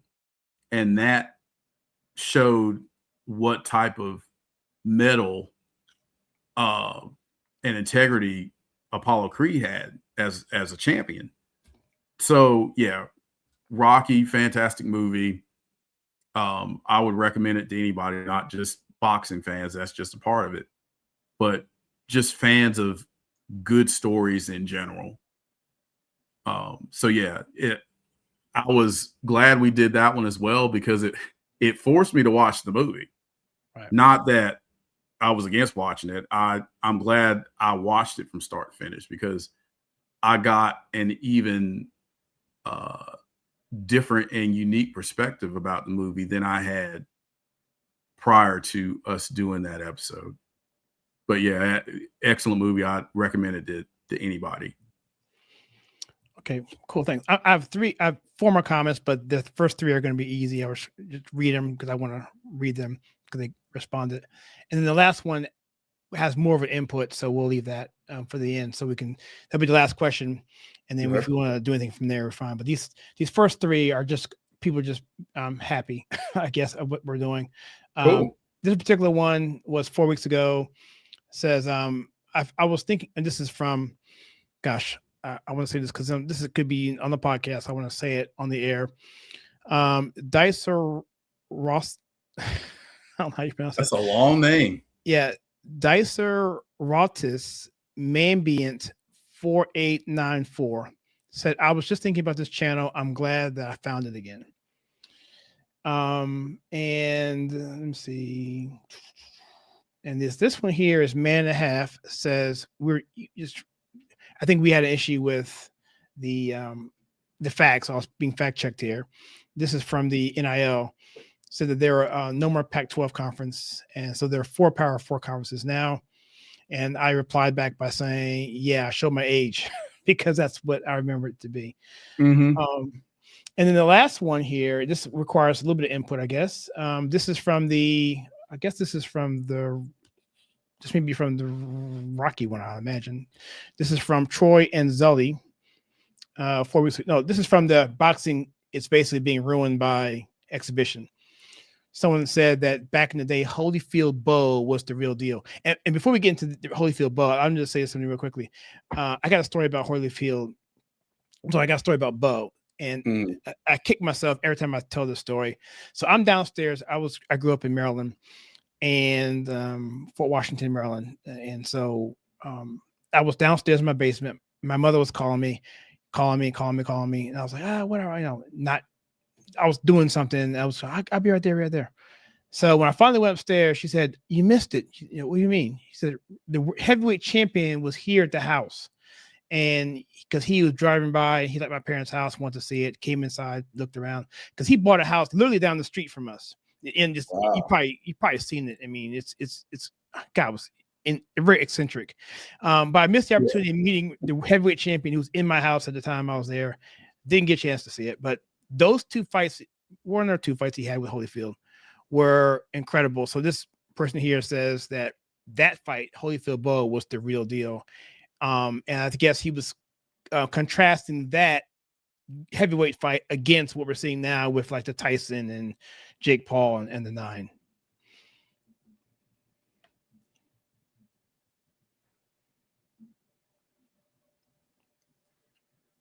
You still there? Yeah. Did you hear me? Yeah. Did I go away? Yeah, for a brief moment. So what part did I remember? Yeah, I caught most of it. So regarding this comment here, yep, absolutely. Holyfield Bo, I think they fought 3 times and Bo won twice. And I watched all 3 fights and they were wars. Now, people may not remember Riddick Bowe or realize just how good he was. Riddick Bowe was the real deal. He was a big guy. He's like 6'4", 6'5", 235. Real nice jab. Was really skilled as a fighter. Now, during his career, he kind of got in his own way. You mentioned he was eccentric, and that's putting it mildly. Do you remember when he left boxing to join the Marines and lasted like 3 days? Oh, yeah. He was a little bit of a head case, but when he was on, he was almost unbeatable. So I remember vividly the first fight. I actually recorded their first fight on VHS. Of course, that's how long ago that was. And I'd go back and watch it over and over and over again because it was just such a good fight. And I've turned my youngest brother on to some of these older classic fights, and that was one of them. And, you know, he was really young when Holyfield and Bo fought. So I don't think that he was aware of how these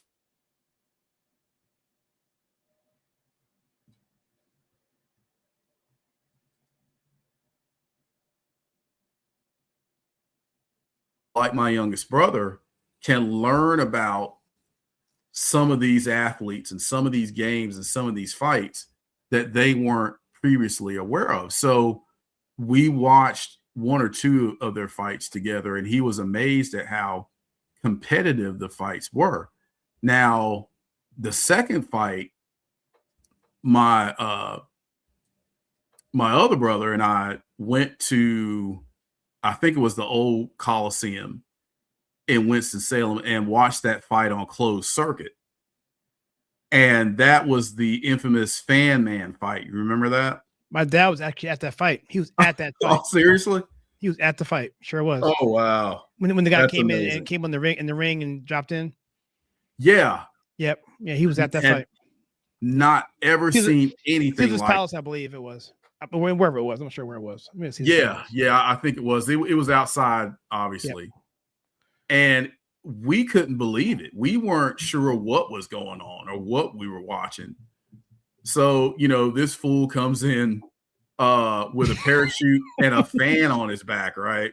That's right. And I don't know if this was a publicity stunt or what, but surely he flew off course and he landed like right on the ring apron. I think he got tangled up in the ropes. You hear this right here. And people immediately started like pummeling him and just working him over. I think there's an instance where this lady took her shoe off and started hitting him with it. I mean, it was a mess, and you didn't know, is this guy here to do harm? Is he a terrorist? People didn't know what he was doing there. I think they wound up figuring out this is just a very misguided person that was looking for attention.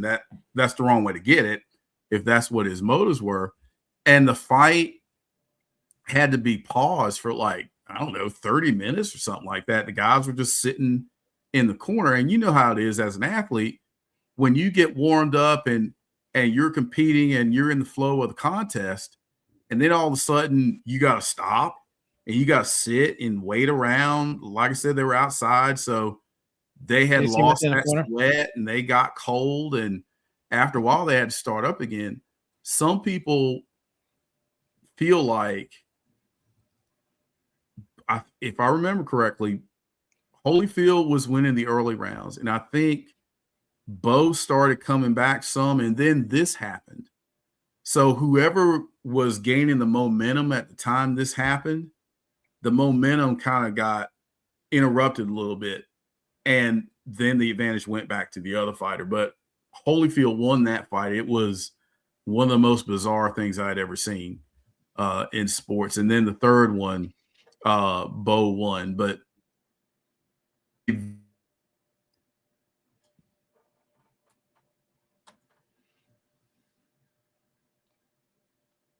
think about Ali Frazier, Sugar Ray Robinson.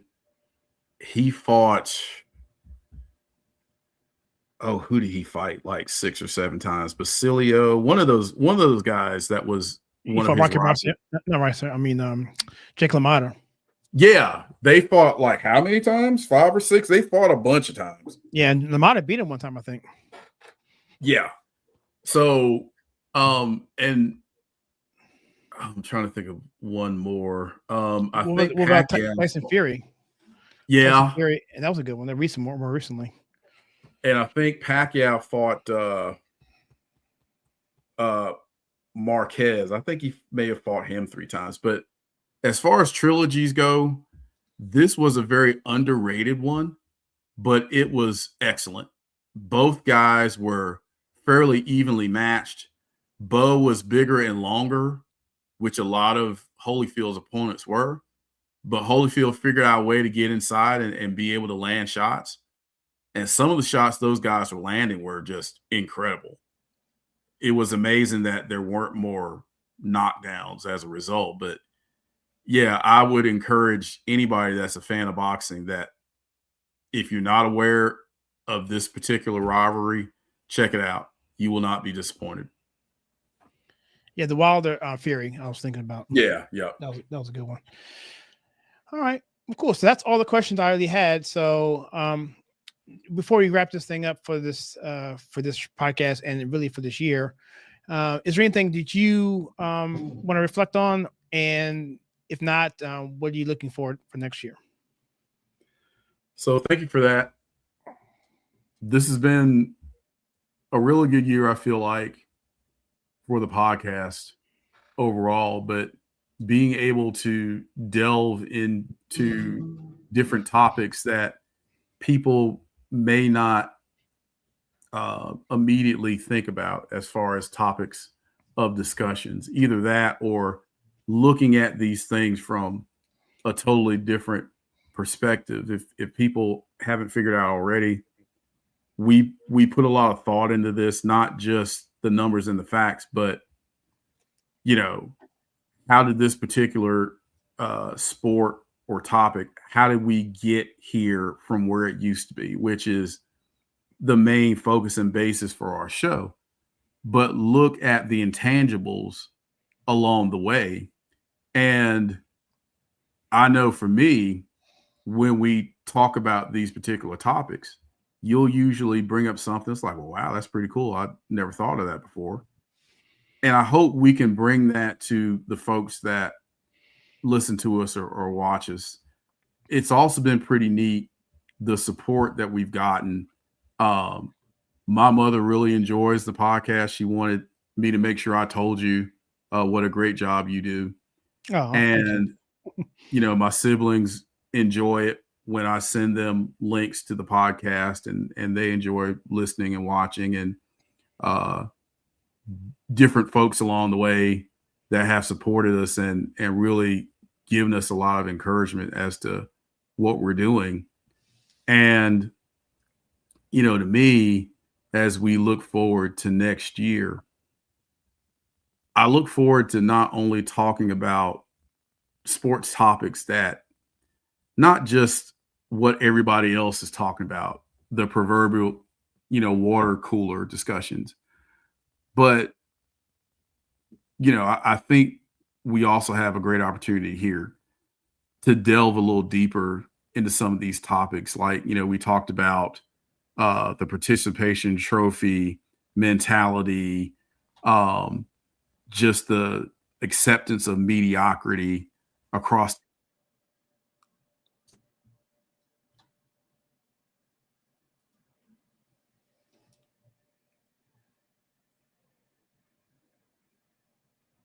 that, but delve maybe a little bit more into the human side of these athletes. We talked about George Foreman. We talked about Dennis Rodman. We talked about some of these different athletes and personalities where they're a pretty complicated book. And to understand them on the floor or on the field or on the court and why they did what they did and how, you have to dig a little deeper to look at their childhood, to look at their background, to look at their environment, who was around them, who influenced them growing up, what all, the challenges that they had to deal with along the way. And, perhaps sharing those types of insights and details might help serve as not only a cautionary tale for people that are listening to us or watching us, but also maybe serve as, inspiration like George Foreman did. So I'm really looking forward to, next year talking about perhaps some different topics, because I know we've gone 2 hours and 15 minutes without mentioning LeBron James, but we have to, because we always have to talk about him. He's always the gift that keeps on giving, but we may talks, and we talked about him, we talked about his son, but, maybe look at him a little bit more deeply as to, okay, why does he do the things he does? Why does he say the things he says?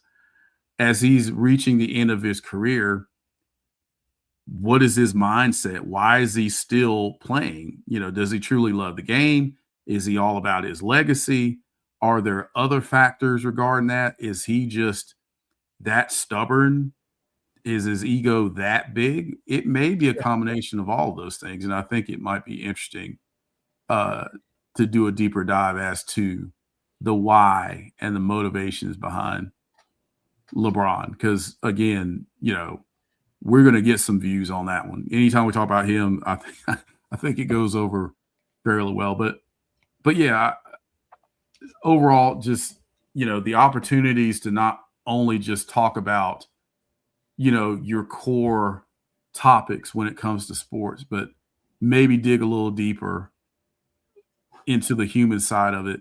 Maybe, why kids get burned out like they do when they have all of this pressure and all of these expectations. I can think about Todd Marinovich. Yeah.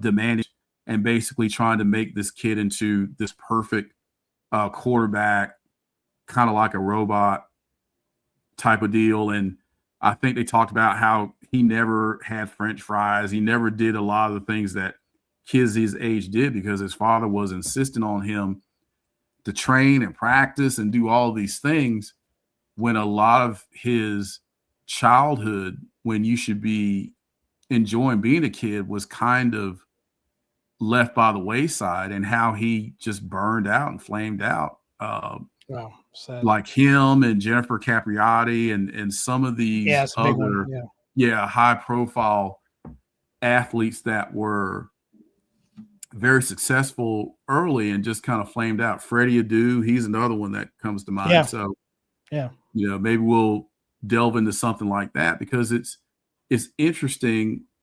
And I'm trying to think of that kid's name. Ryan I think Leaf. it's one. Yeah. Well, Go ahead. Yeah. He now that would be an entertaining one for sure. Yeah, he was a time bomb like all the time. But there was a kid I'm thinking of, and I think they might have done a 30 for 30 on him. He was like, he played in the Little League World Series like back in the late 70s. He's from like the state of Washington. Big kid, was a pitcher. I think his name was Cody or something like that. I can't remember, but I remember it well because I had the magazine, the Sports Illustrated magazine, I think where he was on the cover when they had won. And just watching that documentary on him and him talking about how after that, just all the pressure that was put on him. Everybody was expecting him to just rocket straight to the major leagues and be a Hall of Fame pitcher. And it just didn't happen like that. And towards the end of his career, he was just so tired of it because the weight of the expectations just wore him down to the point where, I don't want to do this anymore. And I think for years he kind of shied away from the game. But I think as he got older, he embraced it again. I think he went on to coach and some other stuff, but he's another one that's an example, unfortunate example of these phenom kids in their respective sports that just kind of burn out. They just get tired of it and they just want to get away from it. And it's a sad cautionary tale for sure. But and I'm looking forward to input from our audience too. If anybody can think of interesting topics that you would like us to talk about, feel free, because there may be topics that we're just not thinking of.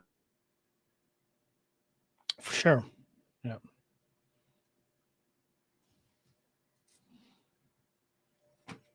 Our opinions on that. Those are my thoughts. Yeah.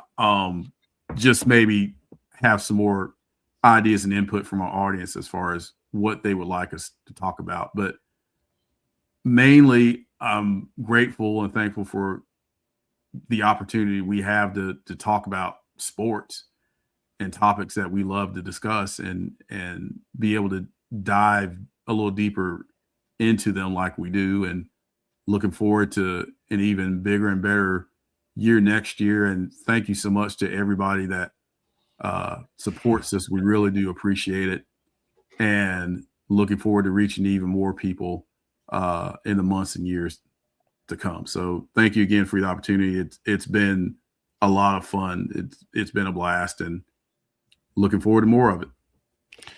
Yeah, I appreciate that. I'm going to respond to what you said there, and I'm going to follow up with a thank you at the end.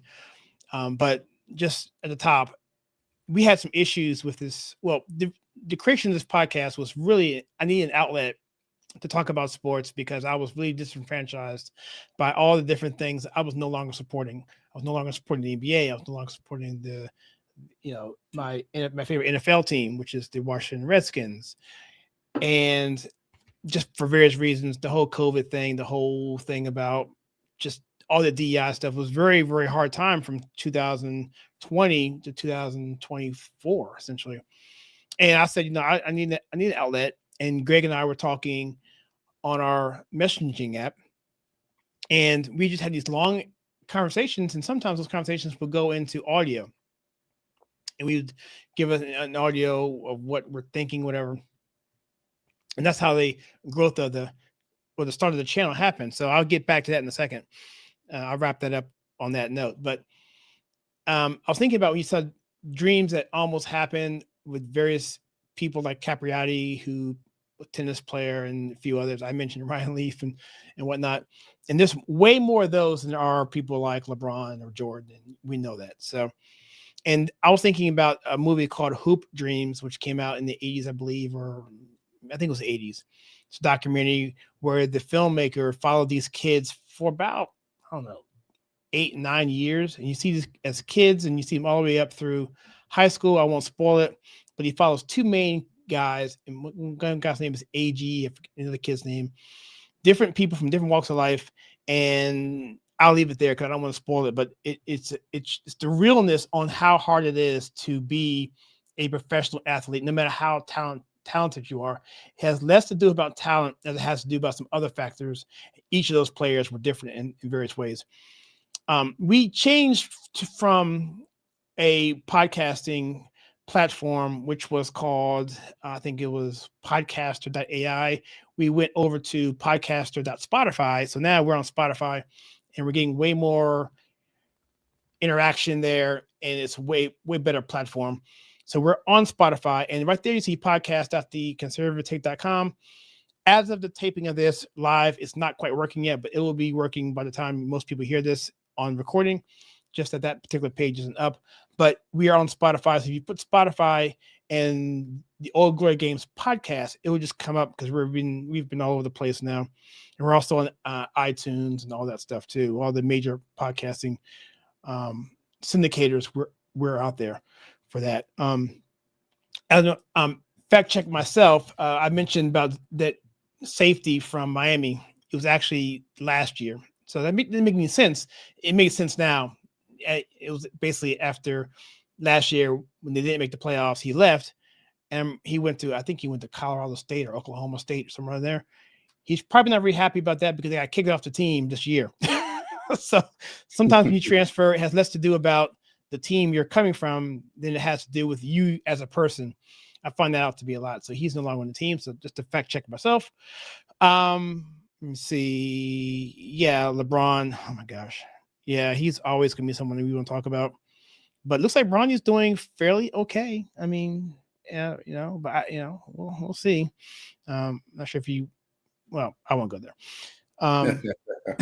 And so with that, I'm going to drop into what I was going to talk about at the very beginning about you, Greg, and about how when we were talking on our messaging app, and I was like, this guy knows a lot about sports. He's played sports, and I don't get a chance to be involved in sports because for whatever reason I just mentioned, which basically meant that I jettisoned a 15-year commitment to fantasy football.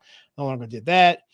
And so I said, let's just talk about this because it does tie in with the channel, The Conservative Take. where we talk about pop culture and politics and all that stuff. But sports is its own thing. It's not really movies. It's not really TV. It's definitely not talking about the, gubernatorial races in the country or the electoral college or anything going on like that. So it's not like that. It's at a high level, but it's also a deep level in terms of talking about the actual implications of either the person who had done something like George Foreman, who had the courage to wave an American flag in 1968, the same year, I guess it was Mexico City, where you had the two track and field athletes raising black fists in an era where socialism was becoming a thing in the black community. It took a lot of courage to do that.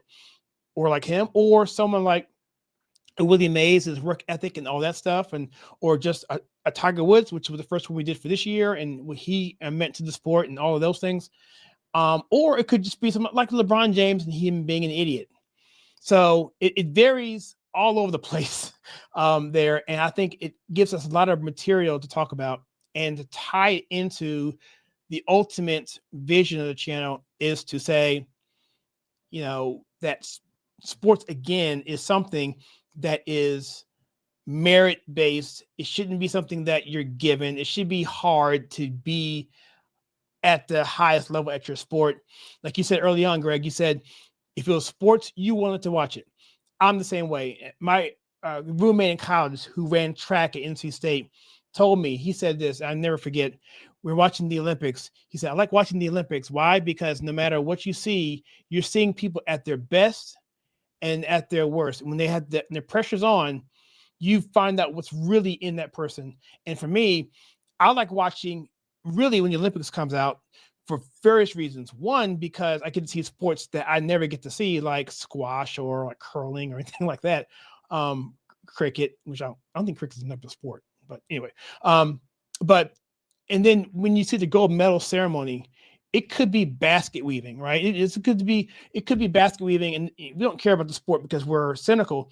But you see the person on the stand, and the gold medal stand, they play the national anthem of that particular country, and they're crying profusely on the stand. Why? Because they spent their entire life to get to that moment. No matter how insignificant or trivial or stupid we think it may be, it is something that is an accomplishment. Maybe not breakdancing last year. Well, they've kind of taken that. Yikes. Yeah. Bad idea. That notwithstanding. But you know what I'm saying, Greg? And that's what I like about sports. So see sports I never get a chance to see, and to see people do at a high level no matter what they're doing. And that kind of competitive spirit is what I want to convey in this channel, because that is something that is a virtue that I think we should all aspire to be, whether or not be in sports. It could be anything. It could be good grades in school, doing well on the spelling test. If you're, middle school or elementary school, my kid is happy to get 100 on the spelling test. He's competing against himself or for whatever, for excellence for that particular thing he's trying to accomplish. So that's why I like all that. So that all being said, Greg, I just want to thank you for your ability to be able to convey that and to be my counterpart here. Whereas I'm more scatterbrained and all over the place and esoteric and some different things, but you have a really, really good skill of breaking down things and putting into a methodical train of thought and very factual, so that I can gather those points and then I can digest it in a way, and then I can go off helter-skelter, whatever it is, crazy, as I'm thinking about the different angles that you're bringing up. So I think we work well in that way. And I will also say, I would agree that if you are listening to this, by all means, please, if you have any content that you think we should talk about, if it's about sports, and I'm sure we would probably do it. It doesn't matter. So yeah, I mean, there's tons of things to talk about. And if not, we can always talk about LeBron. So yes. And so with that, I'm done.